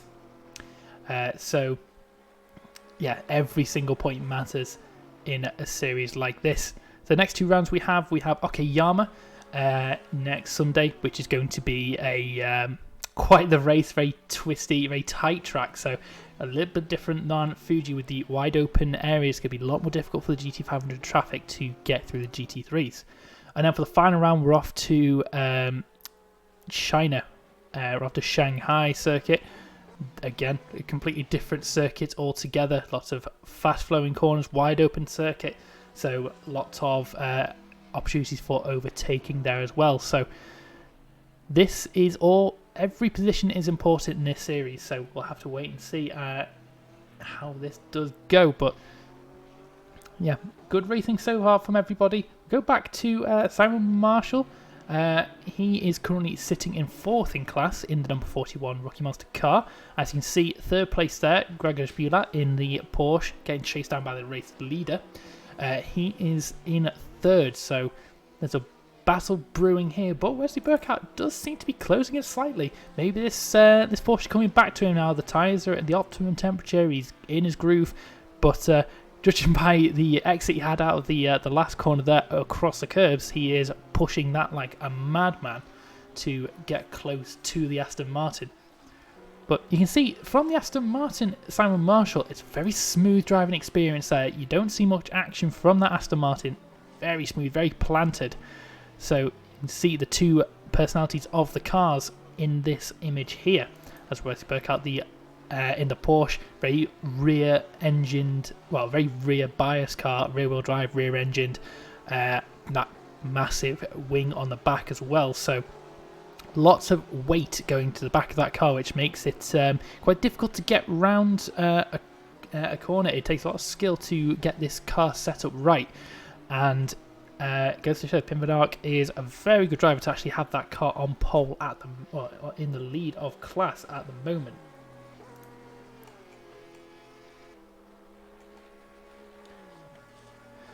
So if you do want to take part in this event, reserve places are open.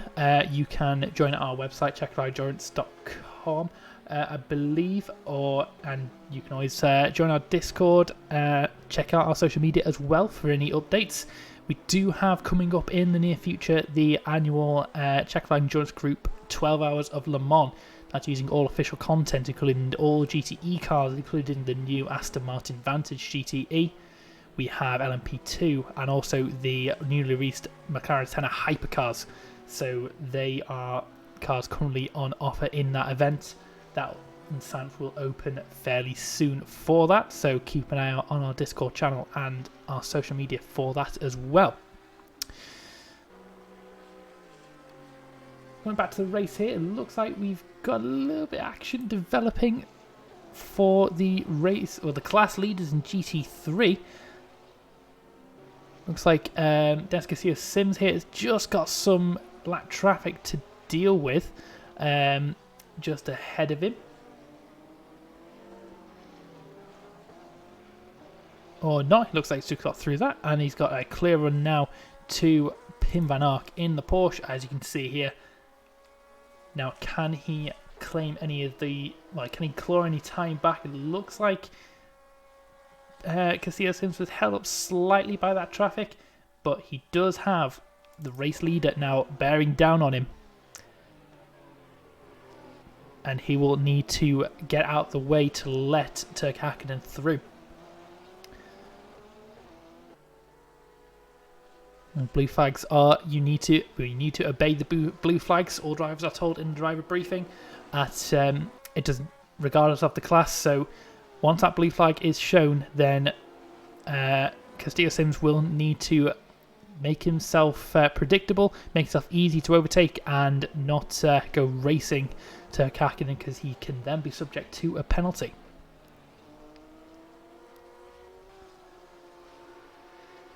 He's being very, there we go, nice and easily taking a different line to let Turk Hakkinen through, let the performance of the Nissan GTR take him by, and that is a minimal time loss there for Castillo Sims. He'll try and stick on the back of the GT500 now to get a little bit closer to Pim van Ark as he gets overtaken by the race leader. So keep an eye on that there. It's quite difficult to follow a quicker... Oh, it's Turk Hakkinen very twitchy coming out of the third sector there. It just goes to show no matter how much downforce you bolt to these cars, they are not planted in the slightest. They are quite difficult to drive, these GT500 machines. There's a lot of power, and they're very light, obviously. So very easy to get the back wheels spinning and to have the back end be where the front end should be, you facing the wrong way down the circuit. Here goes here on the race leader. Well, the race leader against the GT3 leader to lap him there. Oh, it gets very confusing with multiple classes.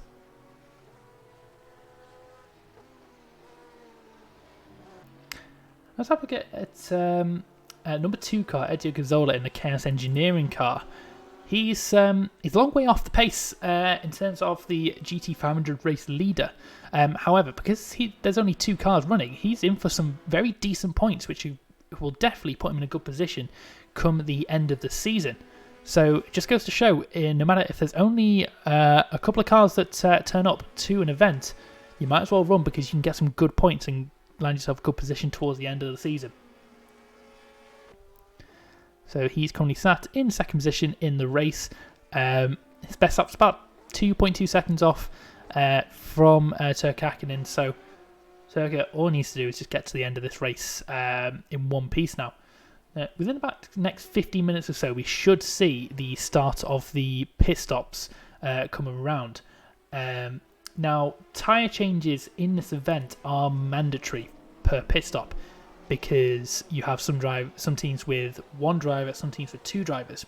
So to make that fair, the drivers change while the tyres are getting changed, and every car has to change the tyres when they make the stop. So within the next few minutes, we'll start to see that strategy play out there. Who can get the better positioning? Because it's all about... if you can't get by on track, you have to get by in the pit stops. So that's where Castillo Sims will want to get that advantage.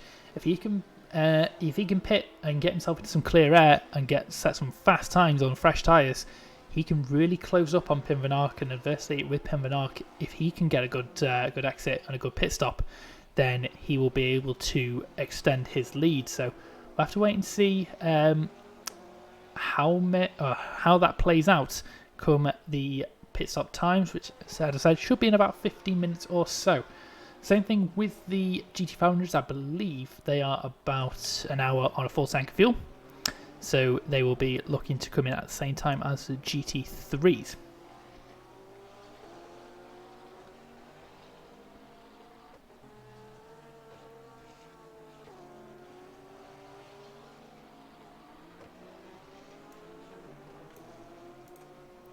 Let's see if we've got any action going on down the field here. We do have Valtteri Kailainen here. I do apologise. It is a tradition, apparently, with CFEG commentators to completely butcher anybody's name, so nobody's safe. But Valtteri here is right on the back of Paul Holt in number 33 Audi. So this is a fight that's going to go onto the back straight. It looks like He's going to try and get that position.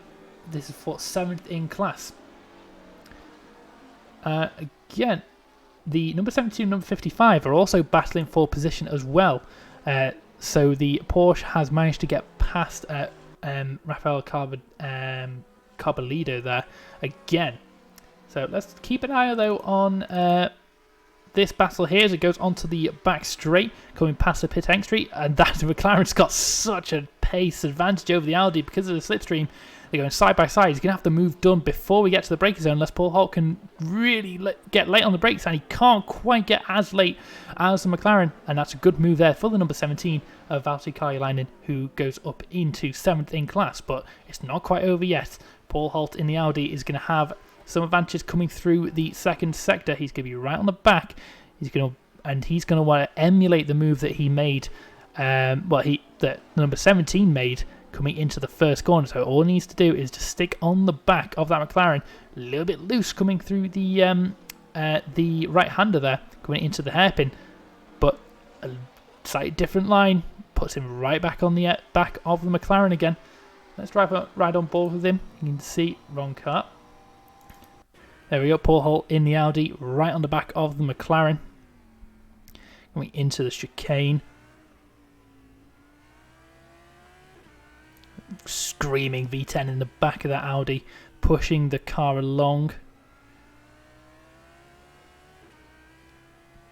Fighting with the steering, it takes a slightly shallower entry, does Paul Holt, but lost a little bit of time to number 17 McLaren. Let's see if he can claw that back on the straight. We'll see the slipstream happening from this position.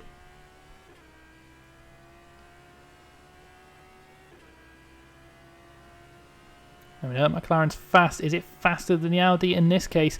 Looks like it might be. There's not a lot of gaining happening from the Audi here, so that's interesting to see. Maybe the Audi's using a lot more aero in the setup, which means it loses out on top speed. But yeah, he's just not able to hang with that McLaren on the straight and narrow, but in the corners does seem to close up. With all this number 9, Rfactor2 is slowly gaining on the stock-skinned McLaren there. McLaren, very much a popular choice in this event. Go back to the lead battle in GTE. The McLaren of number 87 getting through some of that traffic, a little bit of flash of the headlights to let them know, hey, I'm here, can you move please? Pimpernel is just about holding that gap. It's closed down a lot over the past few laps, only about 2 seconds now, and Castillo Sims is going to have the advantage of the slipstream from the lapped Porsche to get round there. He gets around nicely on the outside before the corner starts in the braking zone, and now he's going to fire back down and then try and get on the back of this Porsche.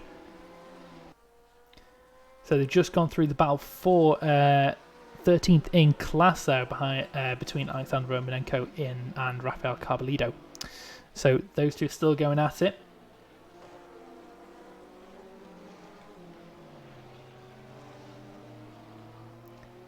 Obviously Burke out there. That's in 5th in class. He is also he's dropped back a little bit. It looks like from Simon Marshall, who's currently in 4th. Yeah,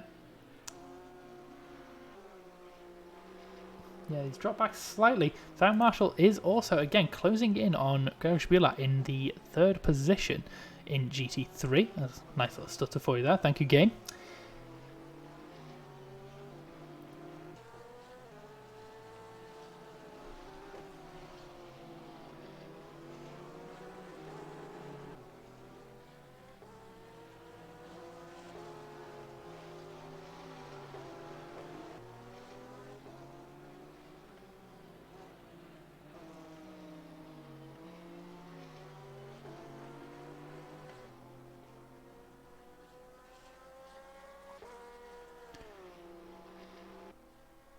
Let's have a look at the sector times for Simon Marsh here. You can see him on the straight. He's just not quite within the slipstream range there.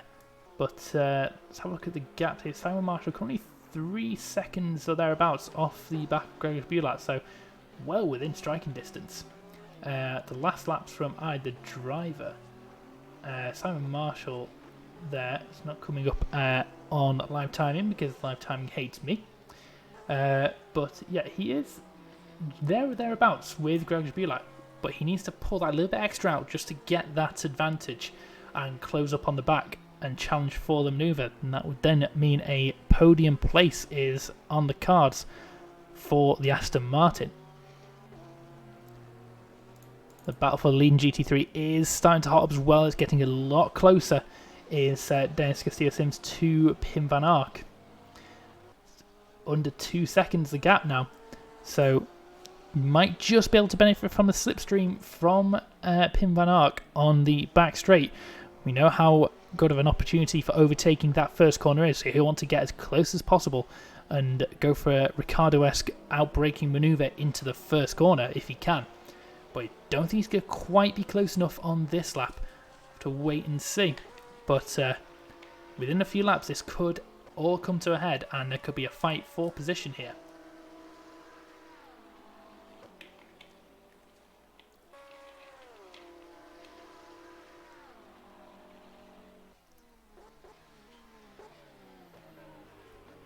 Oh, there's fighting behind there. That's the battle here for 13th. It looks like side by side into the first corner. The Porsche on the inside there, number 55 car. Can he get the make the move stick? He parks on the apex, and that Aston Martin of Rafael Carbollido just nowhere to go. He bounces off the curb, and that's put him behind for now. But he's going to try and make the manoeuvre coming into the next sector. He's going to try and he's going to have to get back onto the rear wing of that Porsche. Slightly tighter line there. Able to maintain that mid-corner speed.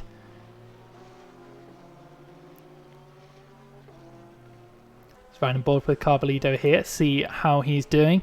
Very interesting looking dashboard from the Aston Martin. It's coming into third sector now, into the chicane. A very high closing speed under brakes. Able to really get on the brakes is that Aston there, slowing down that big hunking V8 engine. But he's not quite able to hold on through the exit with the Porsche. Porsche able to get that power down a little bit better with the weight at the rear of the car, helps the traction, and as you can see in the rear view monitor there, Gregor Bulat is coming up behind these two, and they are going to have to concede this position because Carbollido here is not quite in a position to be considered making a move for an overtaking opportunity. So he's going to pull off to the inside there. Is he going to let off the throttle slightly? Yep, he is. He's going to let off the throttle to let Gregor Bulat through. And now he's going to just stick on the back of this Porsche if he can to pull himself closer now to Alexander Romanenko and then challenge for a move again.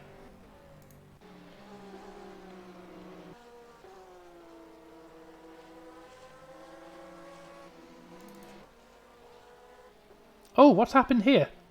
So Pim van Ark has lost the lead in GT3 to Castillo-Sims. I completely missed that there as we were watching the fight further down the field. But it looks like there must have been an error there because Castillo-Sims is a long way away of Pim van Ark now. So God knows what happened there. If anyone had a view on that we didn't see, then let us know. But that's unfortunate that we missed that that fight there. Looking at, it looks like Pim van Ark might have gone off track and spun slightly. Oh, he's gone off again. Does he have damage maybe? Has he made contact with the wall? Because that car does not... That's an uncharacteristic manoeuvre there from Pim van Ark. Is he maybe just overheated the tyres, struggling to get back underway? But that has just gifted Castillo-Sims the lead of the GT3 class. And he is now flying down the start-finish straight to lead his first lap as the GT3 class leader.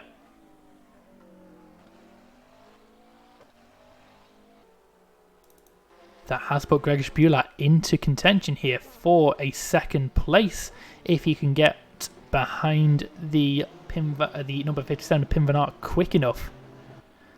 Coming up to just about where we'll start to see the cars making pit stops now. So it is oh, you can see the Gregor Buehler going very sideways through that corner. Again, showing that Porsche is not a planted machine, and he's drifting all the way through that corner. That's fantastically held. But the cars are starting to get lighter now, the tyres are wearing, so lap times will fall for a bit until those tyres just reach a point where they can no longer support the grip needed. And pit stops are going to be required, so we'll have to wait and see here. Maybe that's a mistake that Pim van Aert made. It's just not getting to grips with those worn tyres as Gregor Buehler goes very aggressive over the curb. That's not going to help his exit at all. Unsettling the car and bouncing all over the track everywhere. Running slightly wide there. He's got to be careful with track limits. If you go all four wheels over the curbing, then you can very easily be penalised by the race marshal here tonight.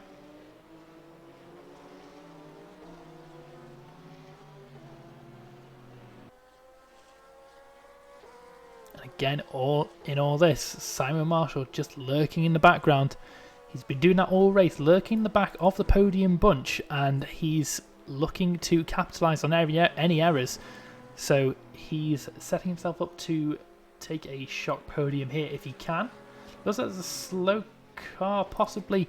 That was number 48 of Tobias Thiele there, I think. Went off in the second sector.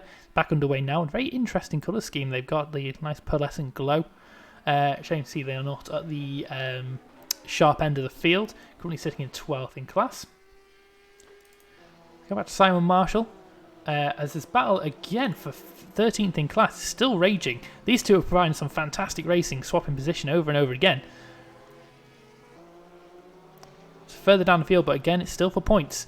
And they are going hammer and tongs to get the best of one another with position swapping all the time, and they're still being very courteous of the other cars coming to lap them. Not seeing any issues at all with penalties from this race, apart from the one from Daniel Vidimari at the beginning. We haven't seen from Daniel Vidimari for a while. He's currently sitting in 11th. He's currently chasing down number 89, Alberto Zanotti, in the car on your screen here. So that's for 11th in class, or 10th in class I should say. See the gap, he has a 12-second gap that he does have. Looks like number 9 car, Rfactor2 here, is closing in on Paul Holt in number 33 car, so he's within a second. So there's battles starting to emerge all around here. So we'll stick with this one for a minute because they seem to be fairly close to one another. Gregor Buehler is within 0.6 seconds of... There we go, that's the halfway point of the race reached here. But Gregor Buehler is the first car to pit, it looks like. So he is currently pitting in the number 177 car. He's dropping all the way down the field, but he will be rejoining and regaining his position while everyone pits. So that could open up a flurry of activity here to increase... I don't know what I'm talking about here. It could lead to some form of cascade of everyone starting to pit now, so we'll have to wait and see. Going back to the race leader here, Turk Hakkinen. He is again just nicely out on his own. So Castillo Sims has also pitted, looks like. So he's back underway. Oh no, he's coming into the pits now. Possibly.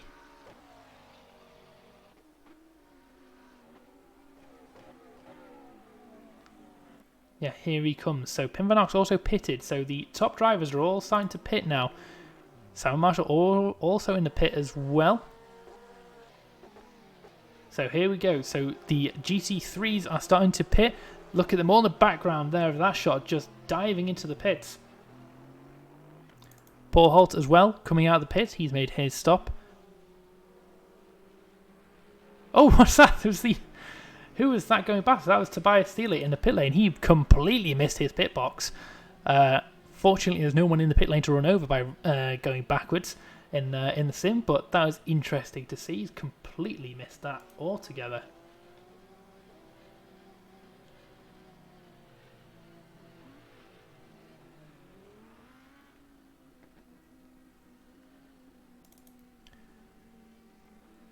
So everyone's making a pit stop at the moment and positions are going everywhere.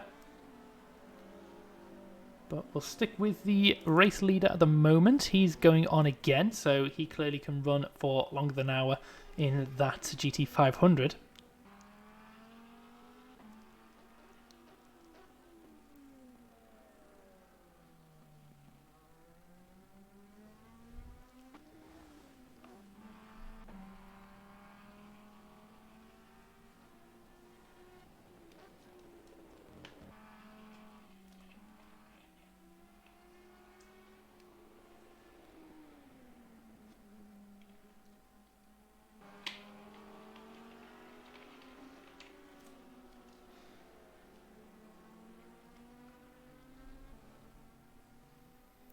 You can see the leaderboard going absolutely mad with all the pit stops there. Looks like we've had a driver change in the car. So Ivan Igorov there in number 70, taking over from Alexander Romanenko.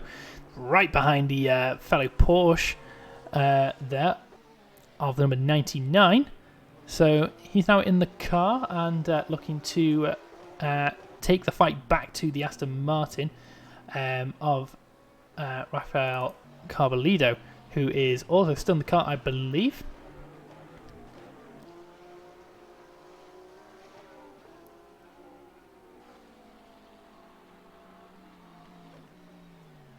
So let's see if we can bring you some action here.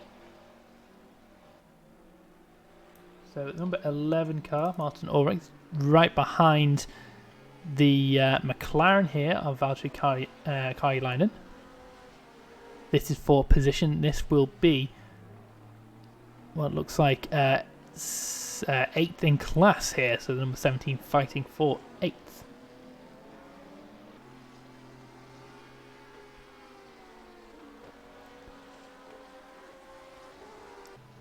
A close, but is he going to make a move Ulrich into the third sector? He's going to try and do it on the start finish straight. It looks like. Unless he needs to pit in this lap. I haven't seen him come into the pits as of yet, but he may have done.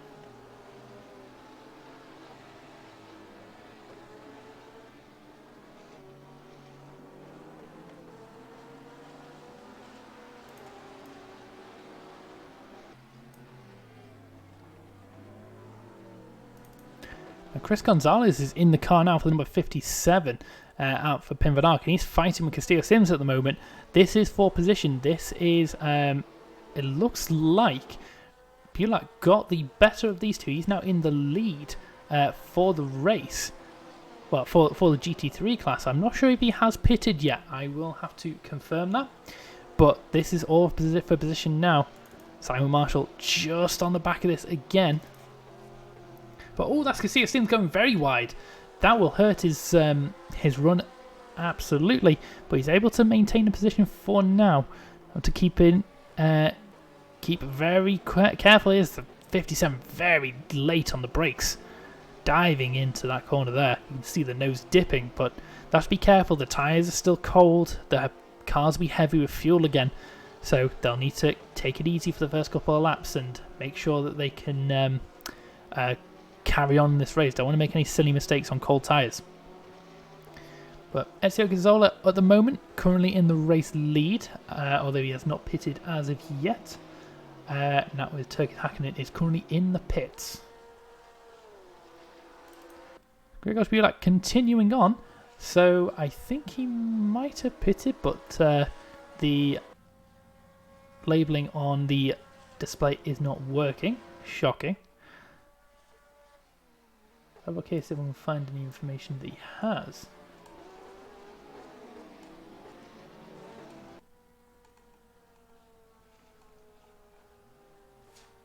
I'm not sure if he has, so this could be a battle here between Castillo Sims and Chris Gonzalez for the GT3 lead overall. So I'll have to wait and see how this goes. Dropped back a little bit has Chris Gonzalez from Castillo Sims in the McLaren. Maybe wanting to hold onto some of that tyre life for a bit, get the car up to speed before he starts pushing again. That's leaving Simon Marshall in that Aston Martin, again lurking in the background of all these pictures, just to close in and maybe challenge for a podium position here.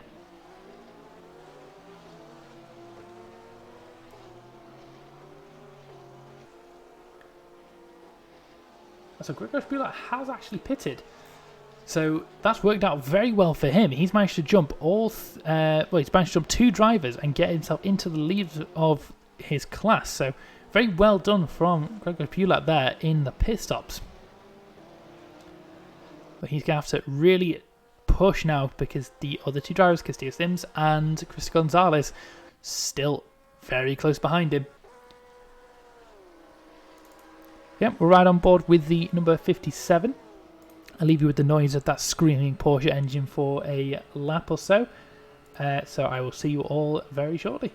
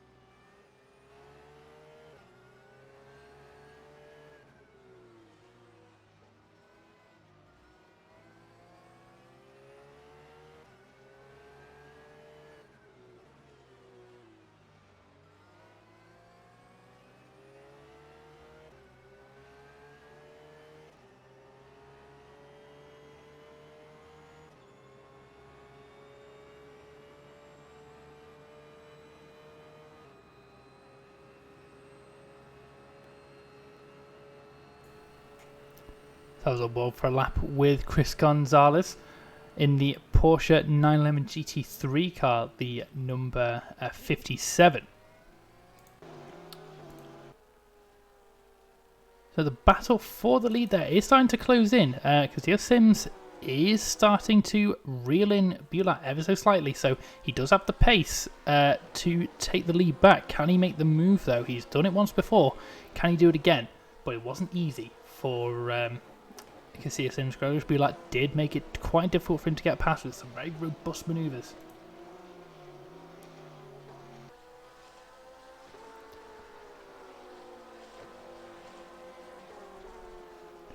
Closing in ever so quickly now. Into braking. The McLaren does seem a little bit more planted, getting round onto the curbs.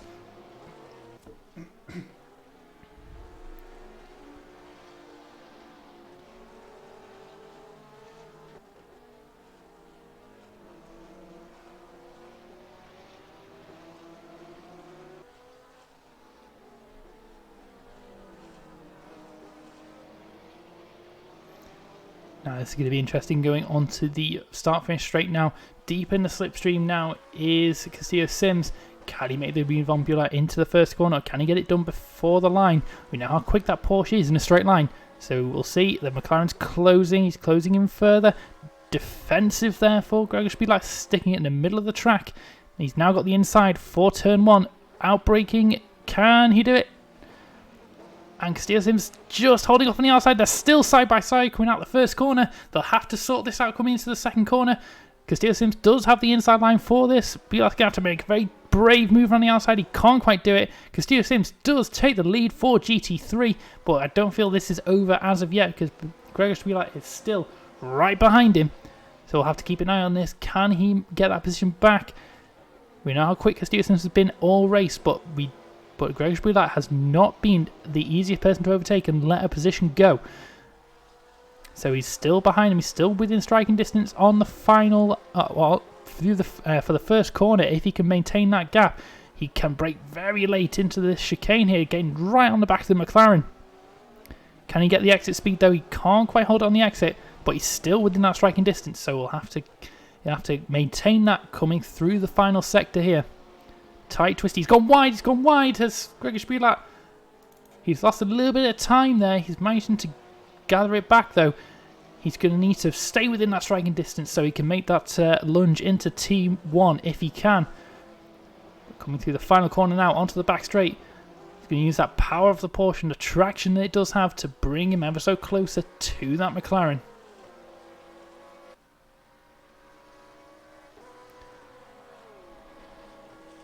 He's not close enough for that McLaren. It's very quick, it seems. He's not going to be close enough to make a move into T1 unless he makes a brave dive. He looks to try, but he's not close enough. Backs out of that, and he settles back in for another lap.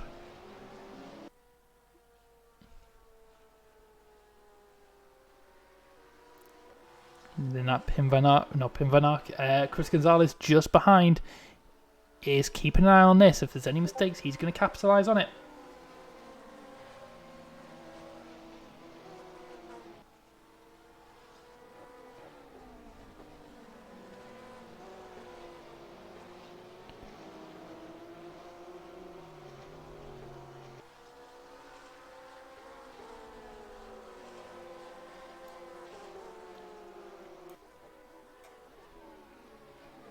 Again, we know how late Gregor Spielert can break into that chicane. He gets very sideways coming through the first part there.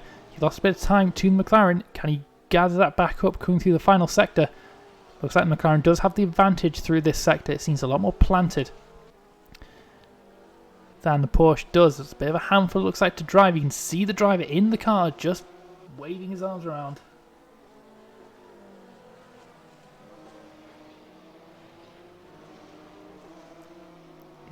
Unless he can get close in the slipstream here, he's not quite going to be close enough. But that's leaving Chris Gonzalez very close to this field to take back the lead that he once held, or the team once held. So he's going to be keeping an eye on this battle, so are we. Simon Marshall as well, a little bit further back on this, but he's still, again, in the picture. He's able to see the top 3 cars and battle it out. 45 minutes of this race left. Looks like Castillo Sims is just a little bit slower coming out there. He took a different line to Bulat, but he's managing to keep the speed for now.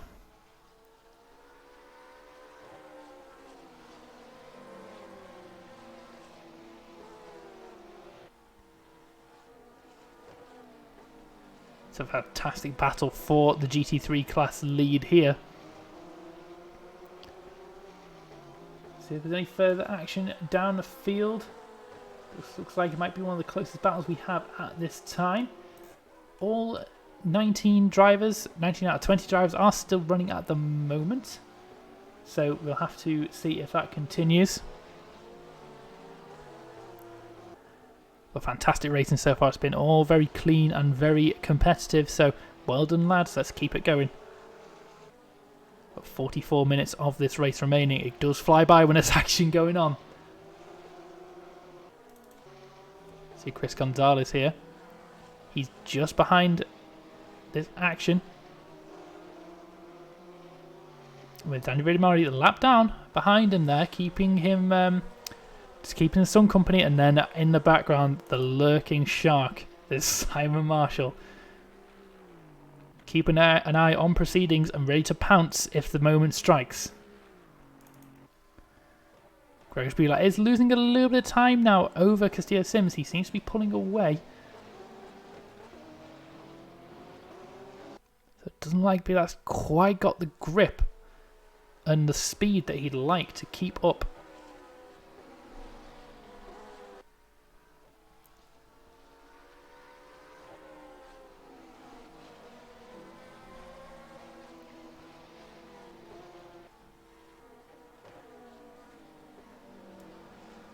interestingly enough, Ezio Gazzola still has not pitted. So he's taken that car out a long way. He's currently leading this race. He'll have to pit eventually though. The only other person to, unless he has, and live timing is messing with me, but I don't think he has. Because he's got a lap on Turk Hakkinen, so he definitely does need to come in and pit at some point. Go back to the GT3 battle though. This is Chris Gonzalez. Still maintaining a decent gap to Bulat. He's there or thereabouts. Bulat again losing a little bit of time here from Castillo Sims. He's not quite able to hold it with Castillo Sims. That McLaren seems to be quite the weapon on this track.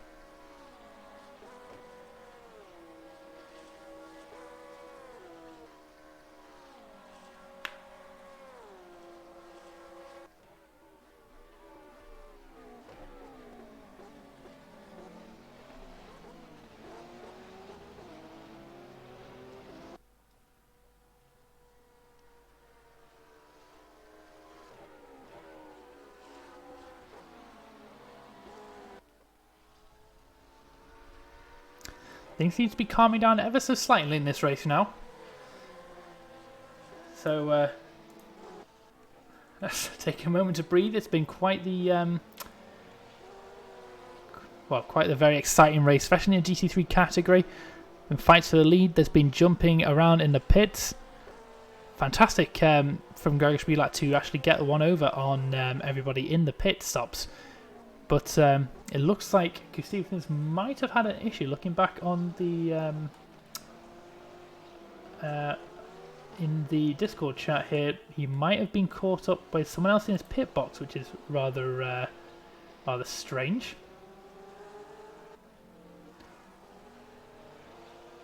But anyway, people continue, and everyone is all right to do so. It looks like Ezio Gazzola finally comes into the pits. And he's out again. Very quick pit stop there.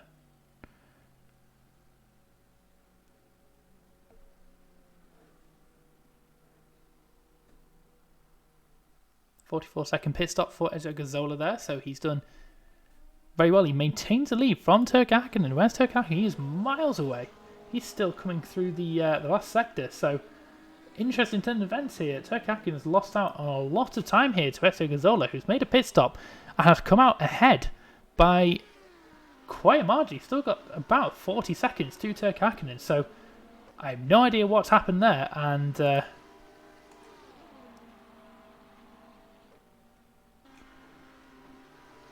maybe there's some issues there for Turk Hakkinen. Maybe there was some traffic holding him back, but that's a lot of time to lose.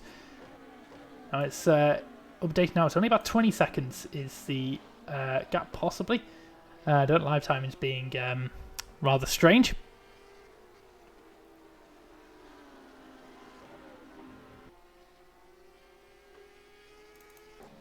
So back to the battle for lead in GT3.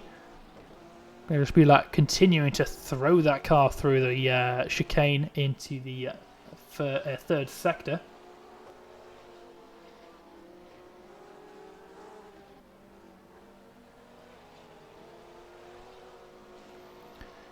Oh, bit of a screen freeze there. Thank you, game.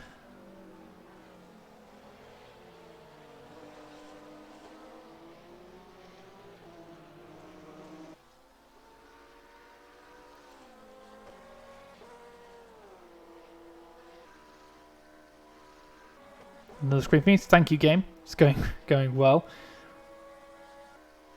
So Castillo Sims there, maintaining a good gap. He's dragged that out ever so slightly. So he's now able to get into a groove, just relax and set in the competitive times, and he's able to maintain that lead for now. So he's done well to gain that position back after the pit stops. But he doesn't have that much of a gap. He will still be feeling the pressure from Gregor Spielak, who is only just behind him. Only by a couple of seconds. So one mistake and that's it for Castillo Sims. He's going to need to overtake Gregor Spielak all over again, but we've seen on multiple occasions now he can do it. Just needs to give him enough room on in the first corner, and he can make that move stick.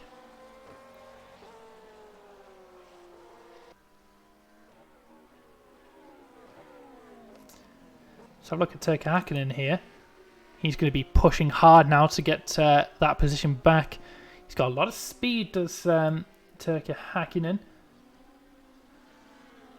He's over 2 seconds quicker on his best lap. His last lap was 1:34.618. We'll see what the last lap was from Ezio Gazzola in the number 2 car when he comes to the start-finish straight shortly. But he will be pushing like a madman to try and get that position back that he's lost. We'll wait and see. Ezio Gazzola is actually a little bit quicker. He's pulling the gap out. He's 2/10 quicker than Turkey Hakkinen here, so let's wait and see what Turkey Hakkinen does on this next lap. See if he's going quickly. He's doing personal best, it looks like, through the first and second sector. So we'll wait and see. He's coming through onto the pit straight now, coming up to the line. So what times is he going to do? Are they going to be quicker?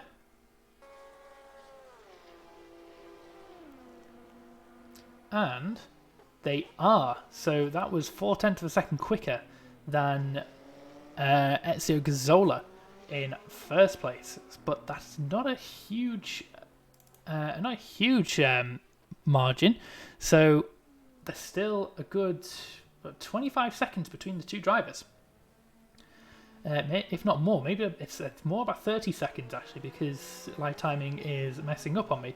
But even still, that's quite the gap, and he's running out of time in Turkey Hakkinen to gain that back. That's been a fantastic move from the Chaos Engineering cars to pull that off if he can. No idea how he's done it. Maybe if Turkey Hakkinen had an issue or something else, but yeah, it seems to have gone from not having the pace to having all the pace as Ezio Gazzola. So he's done very well there. He's got himself a nice bit of clear track at the moment as well to put in some fast times and maintain that advantage.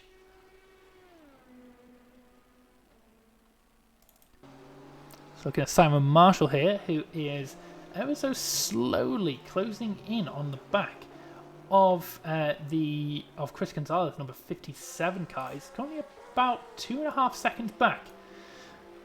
So he's maintained that gap quite well, and he's hopefully looking for a late race move. So all the pit stops probably have been completed, unless there's any unfortunate unplanned pit stops. But this is now a race to the end, so this is the order that you are looking. This is the actual order now. No one else does need to pit at the moment. Just like we've had an unfortunate second retirement here. Number 48 car, they have DNF'd, and also we have Rafik Aviat in the number 9 car. They're currently sat in the garage, so that's unfortunate. 3 cars there have retired. Back to Turkey Hakkinen here. Now, can he close down this gap? Doesn't look like he's actually gaining much time. It's about half a second quicker that last lap than the number 2 car, but again, he's got a lot of time to gain in what is quickly becoming not a lot of time left in the race. So he's going to have to really drive the wheels off that Nissan to get it back to a position where he can fight for the lead. So about 30 seconds he needs to gain back from Ezio Gazzola. Ezio Gazzola putting in a faster time than before. They're 1:34.413, which is his fastest lap so far.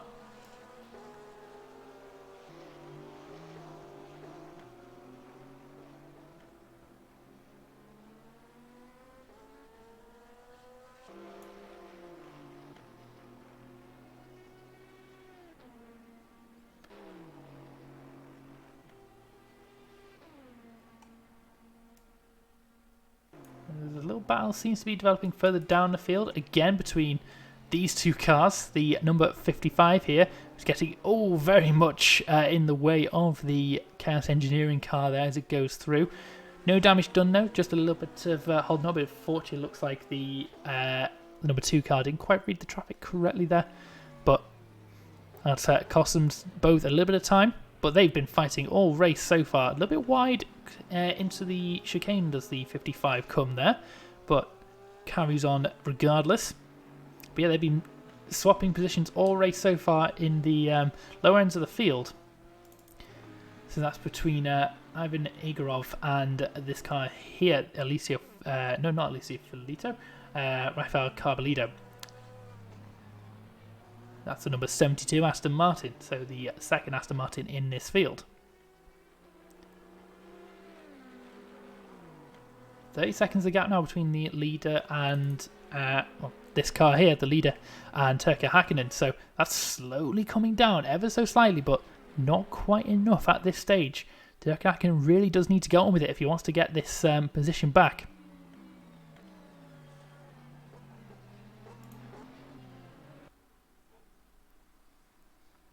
The lead of GT3 is very much calmed down now. Castillo Sims has quite a comfortable gap over the next car of Grzegorz Bula. Just under 4 seconds at the moment. So he's doing very well to pull that advantage out, and he's looking good for a very well-deserved win here.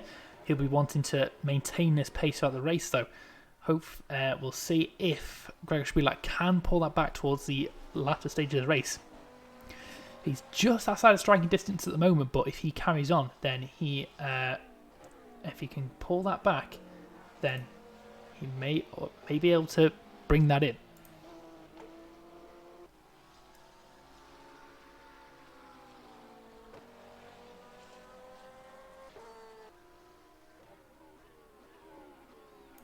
Turkka Häkkinen, that last lap going about 2 seconds quicker than Ezio Gazzola there, so Ezio got really held up in that traffic.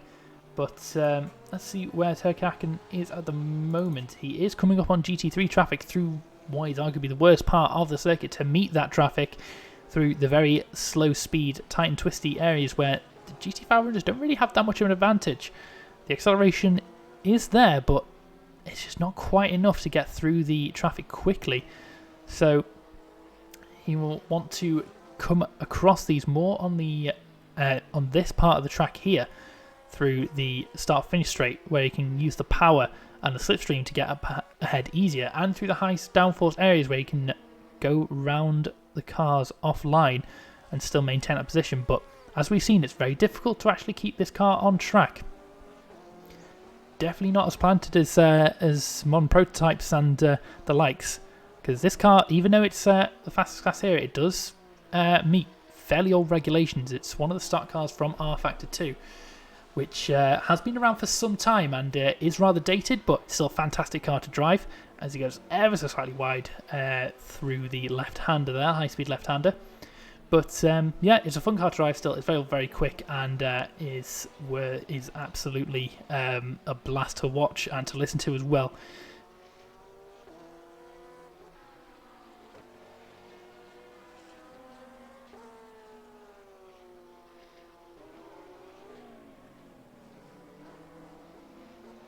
What's happened here? The 57's retired.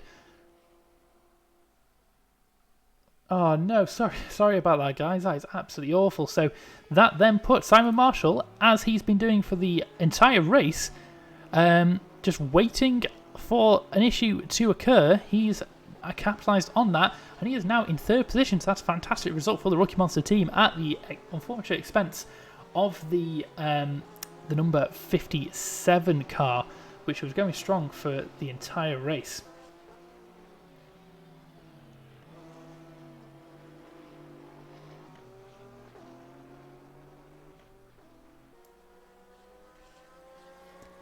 Gap's closing now from between the top two. Turkka Häkkinen has just set the fastest lap of the race, which was a 1 minute 33.265.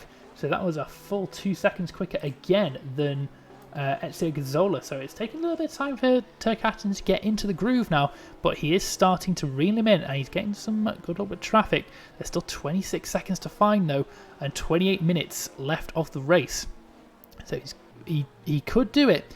He needs to find about 2 seconds a lap, or a second a lap, which he is doing. Is a very, very late move on the Porsche lap in traffic. But yeah, he's going to need to find about a second lap just to get back onto the back, and he's doing that at the moment. He is about 2 seconds that quicker. So this could come down to the wire here for the lead, which is very exciting considering these are the only 2 cars actually competing in this class. So it'd be good to see an actual race for the win in this class. But he does need to actually get through the traffic here. So that's 4 DNFs we've had so far. Number 1, Herman Stocci at the beginning of the race, the other GT500 car that attended this event, which is unfortunate. Not sure what happened to them. Number 48, Tobias Thiel there. He also did not he has also DNF'd the race. That was the number 48 Enjoy car. We have the number 9 McLaren also retiring, and then the latest retirement we have is number 57 Fair Racing car, who were doing so well that the entire race, and unfortunate circumstances mean their engine did give out. So big gaps opening up around the field now. There's a race starting to develop between number 99, who did fall back at the beginning of the race. Had a very good qualifying session, but were not able to make that stick in the race. They've dropped back and are now currently fighting for 7th in... Well, they are currently sitting in 7th in class. Getting very close to number 17 car, driven by Valtteri Karjalainen. So look at the gaps we've got between these 2 drivers here. There's only about 2.5 seconds between them. So this could be quite close here. Looks like the number 98 car is making a move. It looks like on number 55, very close in the number 98 car. Bit of a bump there as the leader of the GT3 class comes through. Side by side, they're going to get in the way of the leading car, but they are entitled to do so. They're going to fight. Oh, that's a big, hefty shunt there from the 2 cars coming together. That could have been a lot worse, and Dennis Garcia seems to want to get through this melee as soon as he can, because he doesn't want to get caught up in an accident with these 2 fighting. They touch wheels again, and they're still touching wheels. This is going to be a massive accident. They carry on. Number 55 just about hanging onto the car, but they need to just cool it there as as Lucas Lichten there manages to just about get through and takes 13th in class. But this couldn't be might not be over yet, as the number 55 does have a slipstream. They're both in a Porsche, so they're both evenly matched. It's all down to setup and what they've done with that driver skill. Can he make a move into the first corner? He's got to brake late. Lucas Lichten on the outside, following the leader. He's managing to hold the position there for now, but the 55 is right there. Doesn't quite get the exit there that he'd like to, so they are going to fall into line in this position for now. But that whole fight has left Dennis Garcia-Sims in the striking distance of Gregor Bulat once again, but Bulat does have to make his way through this field in this actual battle at the moment to actually get onto the back again. But that was hairy stuff. Don't think Garcia-Sims would have wanted to be in that position there. Those 2 cars were fighting and banging wheels.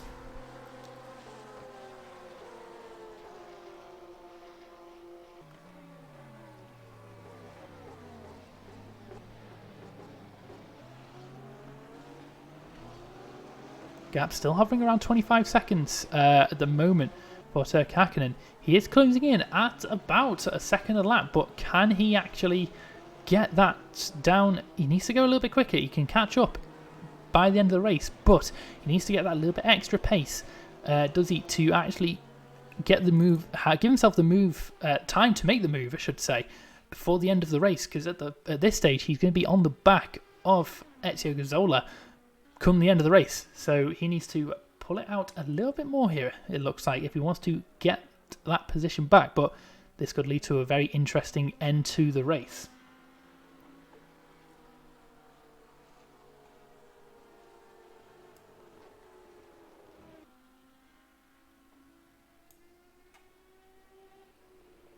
So that's currently watching Turk Hakkinen around here. Let's have a look at his last lap times on the board.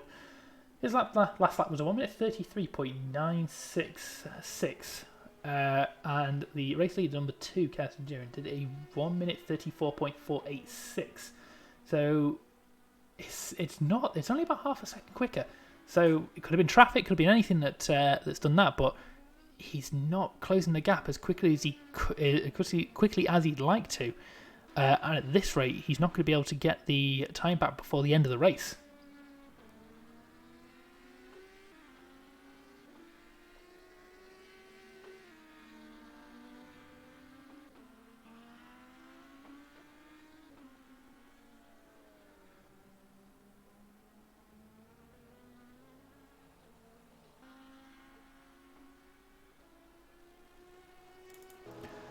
Here we have number 72, driven by Rfactor2, who's doing very well for himself here. He is getting caught by the number 98 Madness Racing car.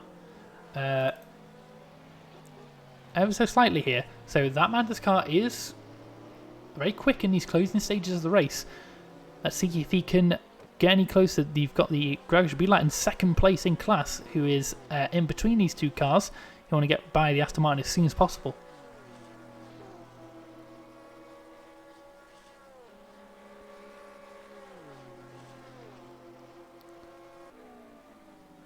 There we go, Gregor Bilat getting past the Aston Martin. That does leave number 98 in a good advantage here to close in on Rfactor2. Carbadeo's going to be following Bilat like a puppy to actually hold on to that. He's gone a bit wide. That's left him very vulnerable to the number 98. Very close between them now. Can Lucas Lichter make a move into the next corner? He's going to go darting to the outside there. He's not able to. Can he get the cutback? He's not able to do that now. The Aston Martin parks up very closely, and there's contact again with Lucas Lichter and another car, punting him out of the way. It looks like Rfactor2 just didn't want to get involved with that at all and just backed straight out. So very aggressive driving from Lucas Lichter there.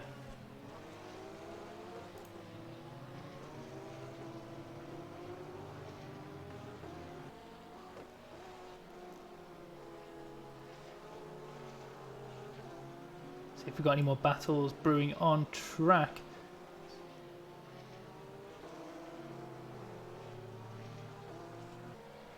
The number 89 car is quite close. We've not really seen them for the whole race. Number 89, they've been running their own race around midfield, currently sitting 7th in class.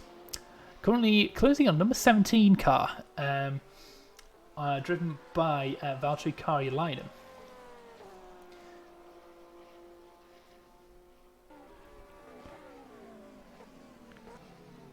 It's only about, say, 1.5 seconds behind, so this could be an interesting fight here for some good points. Would be a very good result for the team.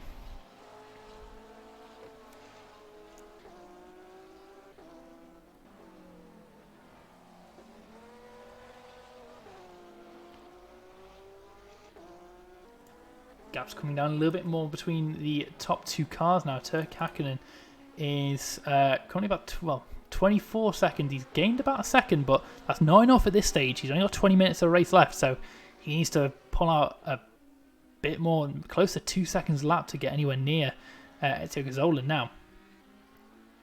He's currently not able to do that. Maybe he's having problems with the traffic. Maybe he's not able to get the power down as much as he'd like to in the second stint. But final 20 minutes of the race coming up now, and it's all to play for.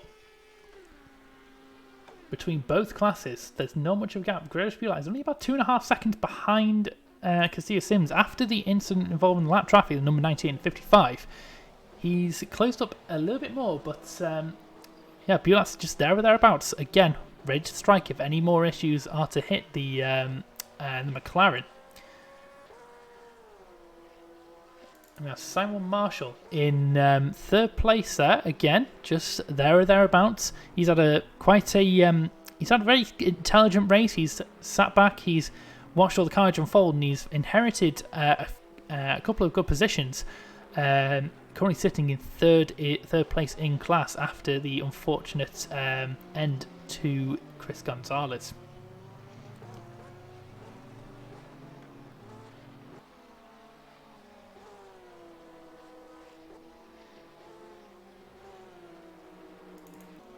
And number 89 car closing a little bit more on number 17. It's the 6th and 7th, I apologise, in class.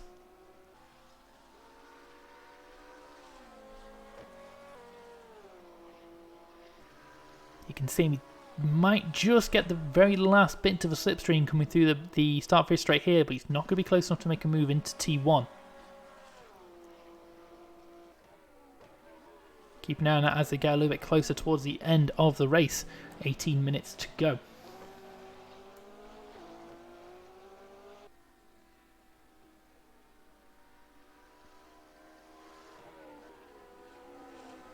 It's the closest battle we do have on track at the moment, so we'll sit with the number 89 car, Alberto Zanotti, for a little bit, see how they are doing, and we'll leave you with the sound once again of the nice rear-mounted Porsche engine.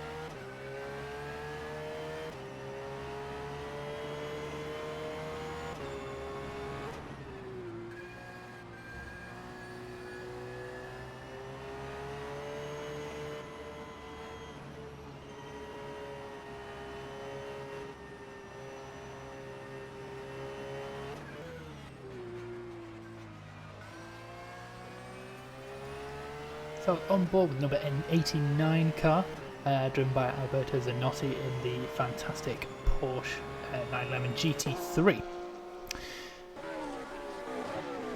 Now, while we were on that little break there, it looks like the race marshal for the race today has given a reprimand to Lucas Lexington for pushing a little bit too hard, which caused a few collisions. So a little bit of rubbing and racing with the number 98, as you can see here, which has caused a little bit of concern with the marshals, but I can see where they're coming from there. It was very aggressive moves and lots of contact to get their own way, but yeah, nice to see that they've not been penalised for that at the moment. But if they continue to push that way, then I would not be surprised to see a penalty come from that. Now, developments on the lead of the field. It looks like Ezio Gazzola has turned the wick up and is pulling out quite a substantial gap on Turk Hakkinen. It's 37 seconds now, so that's a lot of time for Turk Hakkinen to gain back in not a lot of race whatsoever. Less than 15 minutes to go in a session now, well, in the race, sorry. And this man here, the number 2 car, who was so off pace at the beginning of the race, has just come to his own at the end, and he's managed to completely pull it out. So fantastic effort from him to maintain that. So he'll just need to keep it going for the next 14.5 minutes if he wants to win this race, but it's looking good so far. Hopefully the commentator's curse will not come into play here, but we shall wait and see.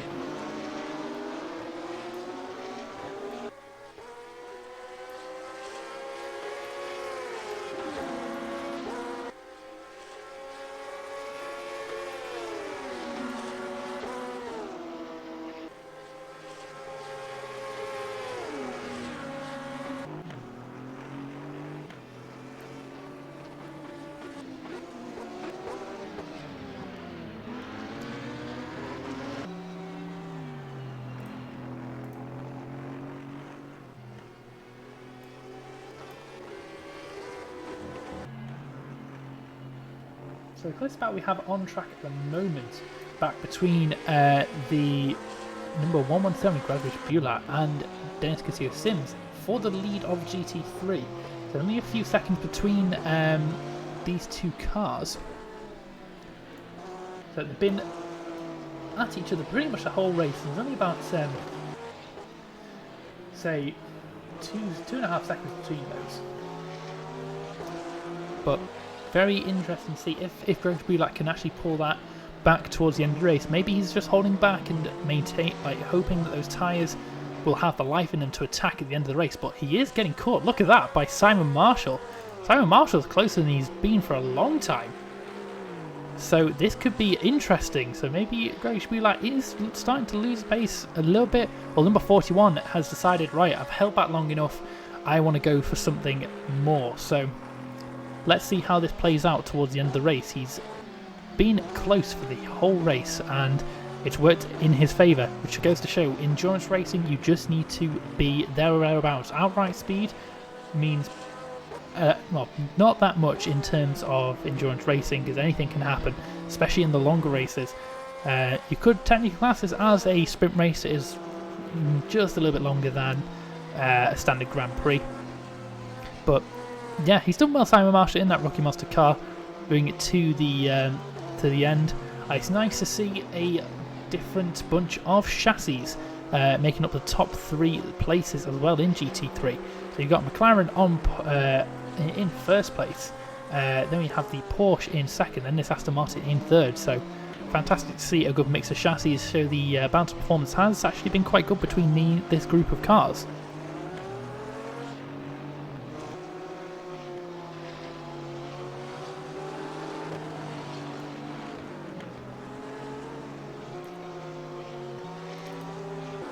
Number 89 again is close to number 70. Not as close as he'd like to be though. Dirk Hakkinen there going through to split these cars up. So that battle's still developing. There's only 10 minutes left. So number 89 here of Alberto Zanotto does need to put his foot down a little bit, get close. Oh, as the McLaren goes wide, that won't help. That'll give the confidence that Zanotto needs to say, yes, I can catch him now, and he is close. He might be within slipstream range. He's gone very wide. Can he hold it? He's just about held that. And a nice drift through the chicane. That will not help his time though. Shows the tyres are starting to wear. They'll be hot now. They'll be a little bit less grippy, so he'll need to back it off and get those temperatures down before he can attack again. But that was lucky for him to hold that slide. Just goes to show that this Porsche is not the easiest thing to drive in the world.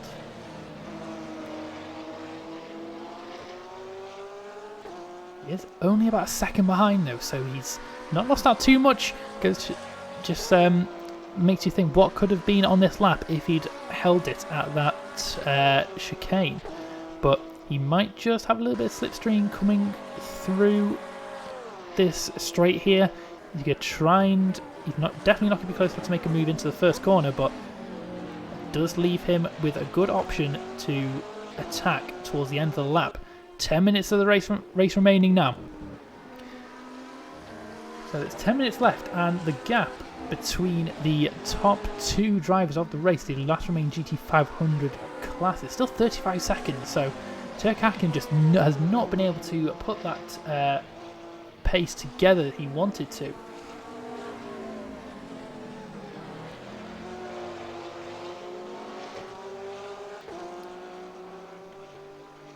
Someone slow in first sector maybe.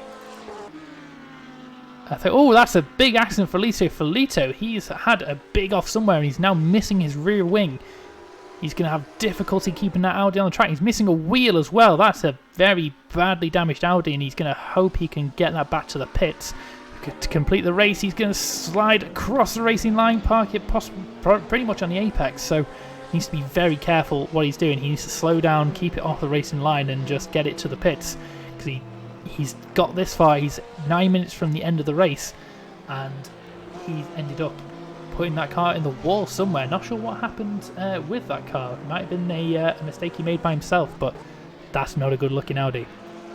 Let's hope he can get that back to the pits and have it repaired in time for the end of the race. But it's a shame these can take an interesting line here. I wouldn't go that way because it puts you straight onto the racing line. He's managed to hold it though. He's staying out of the way at least on the grass, but yeah, everyone needs to be very careful that they don't get in the way of that Audi.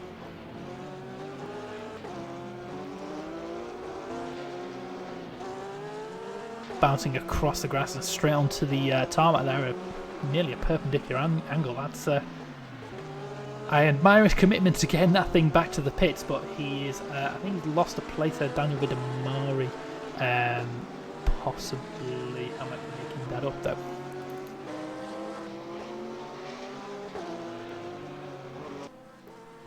And Daniel Vidamari is quite far up the field, that wouldn't have been it, but he's managing to get that back to the pits just about though. He's round the final corner, he just needs to take it easy into the pits now, so hopefully he can get that car repaired in time. There's still 7.5 minutes of the race remaining, so if he wants to finish it, he needs to get that back to the pits safely.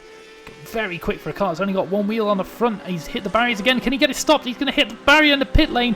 That's not going to help his case at all.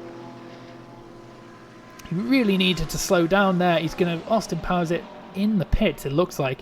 Bouncing off the barriers. That's not going to help any sort of damage.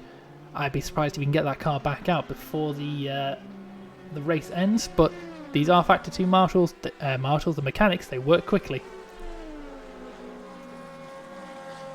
So he's now in the pits and safely out of the way.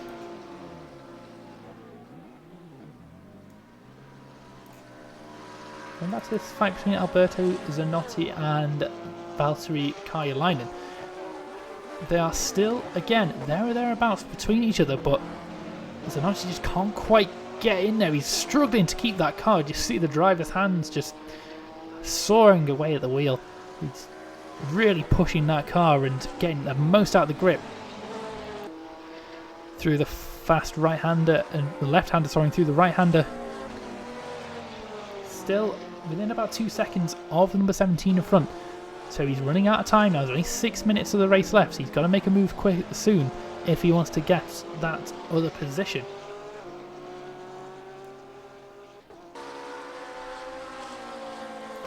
So Simon Marshall in the Aston Martin Rookie Monster car. He is catching Gregor Bulat at the dying stages of his race. Again, he's only about 2 seconds away, so he's found some pace at the back end of this this event. So he's going to be pushing now. There's only about, I'd say, 2 or 3 laps, maybe 3 or 4 laps left in this race. So Ezio Gonzola does look like he's got this covered for now. But everything could change in the final 5 minutes.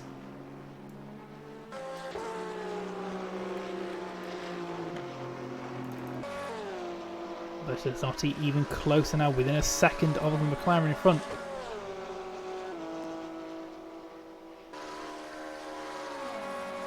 He's not going to be close enough to make a move this time around again, but he's getting closer and closer. The time is running out for the number 89 car.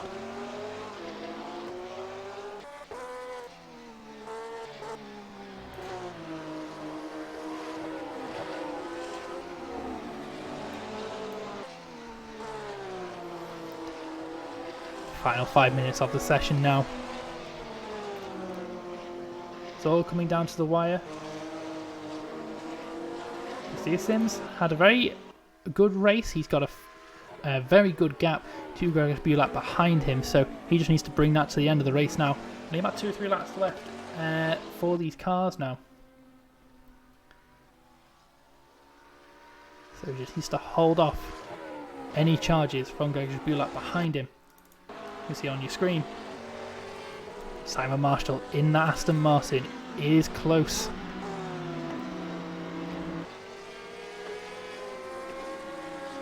Gregor Bulat will start to be looking in his mirrors,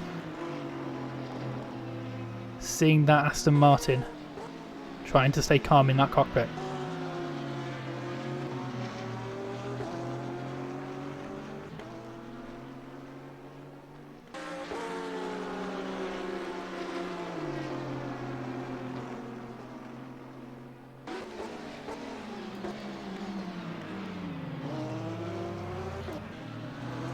The race leader behind him now, looking to get way past. Taking his time though, he's got plenty of gap, does Ezio Gonzola, to get around this Aston Martin. Wants to do it in a safe manner and not compromise his position in this race. Around the inside. Nice manoeuvre there. And then we have the Audi, I believe the Fair Racing Team Audi, a lap down.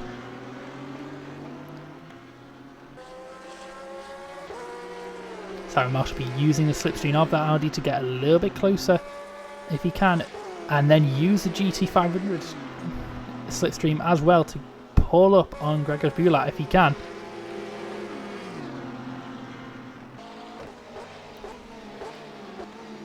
It's just about a gap there. Very sideways was the number 41 there. That would have slowed him up considerably.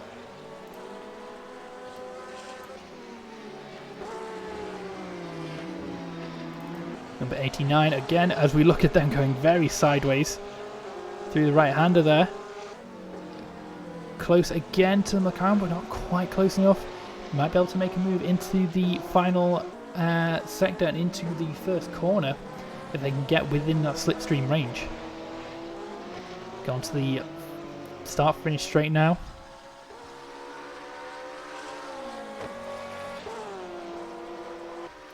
Not going to be close enough, I don't think. Unless there's some form of magic boost button in that Porsche, he's not going to be able to pull up on the back of that McLaren at this stage. So one more lap goes by. One more lap. Alberto Zanotti cannot get through into 6th place in class.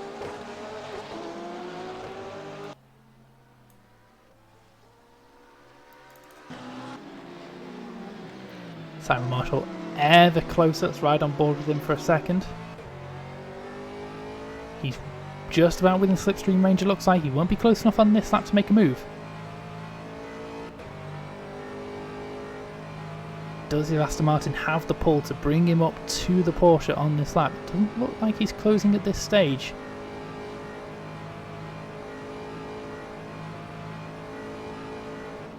Into the braking zone now. 1 minute left. This may be the final lap.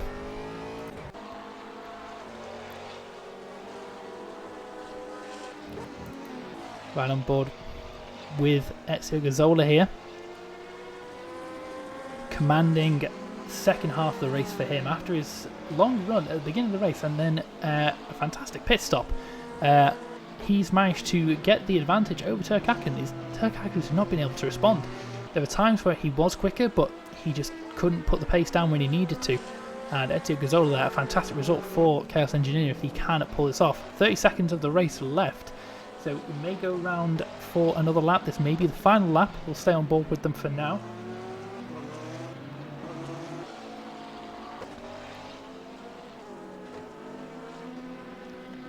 The final sector here, 12 seconds to go.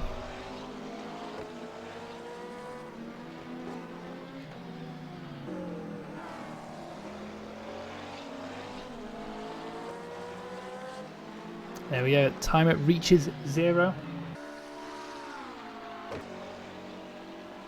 Will they show the checkered flag this time around?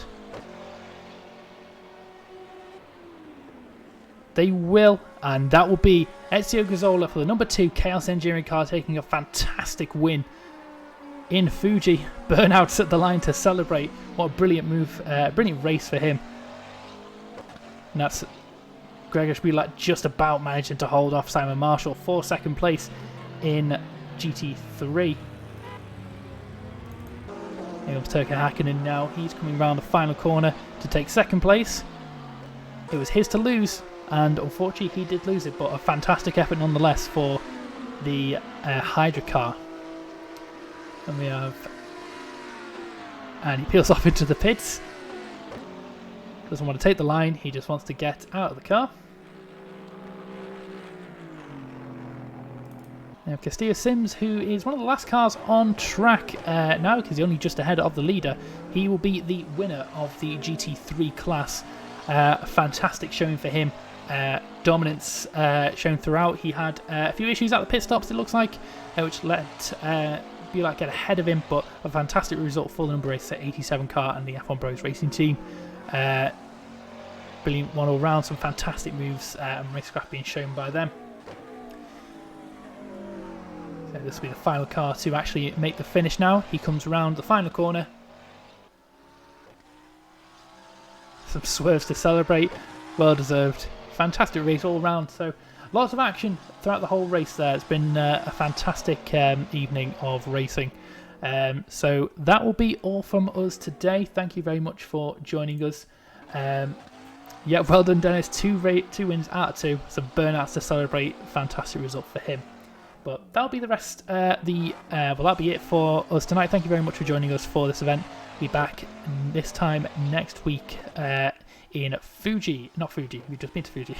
In Okayama for round 3 of the Pacific GT, hosted by CFEG Endurance Group. Thank you very much and goodbye.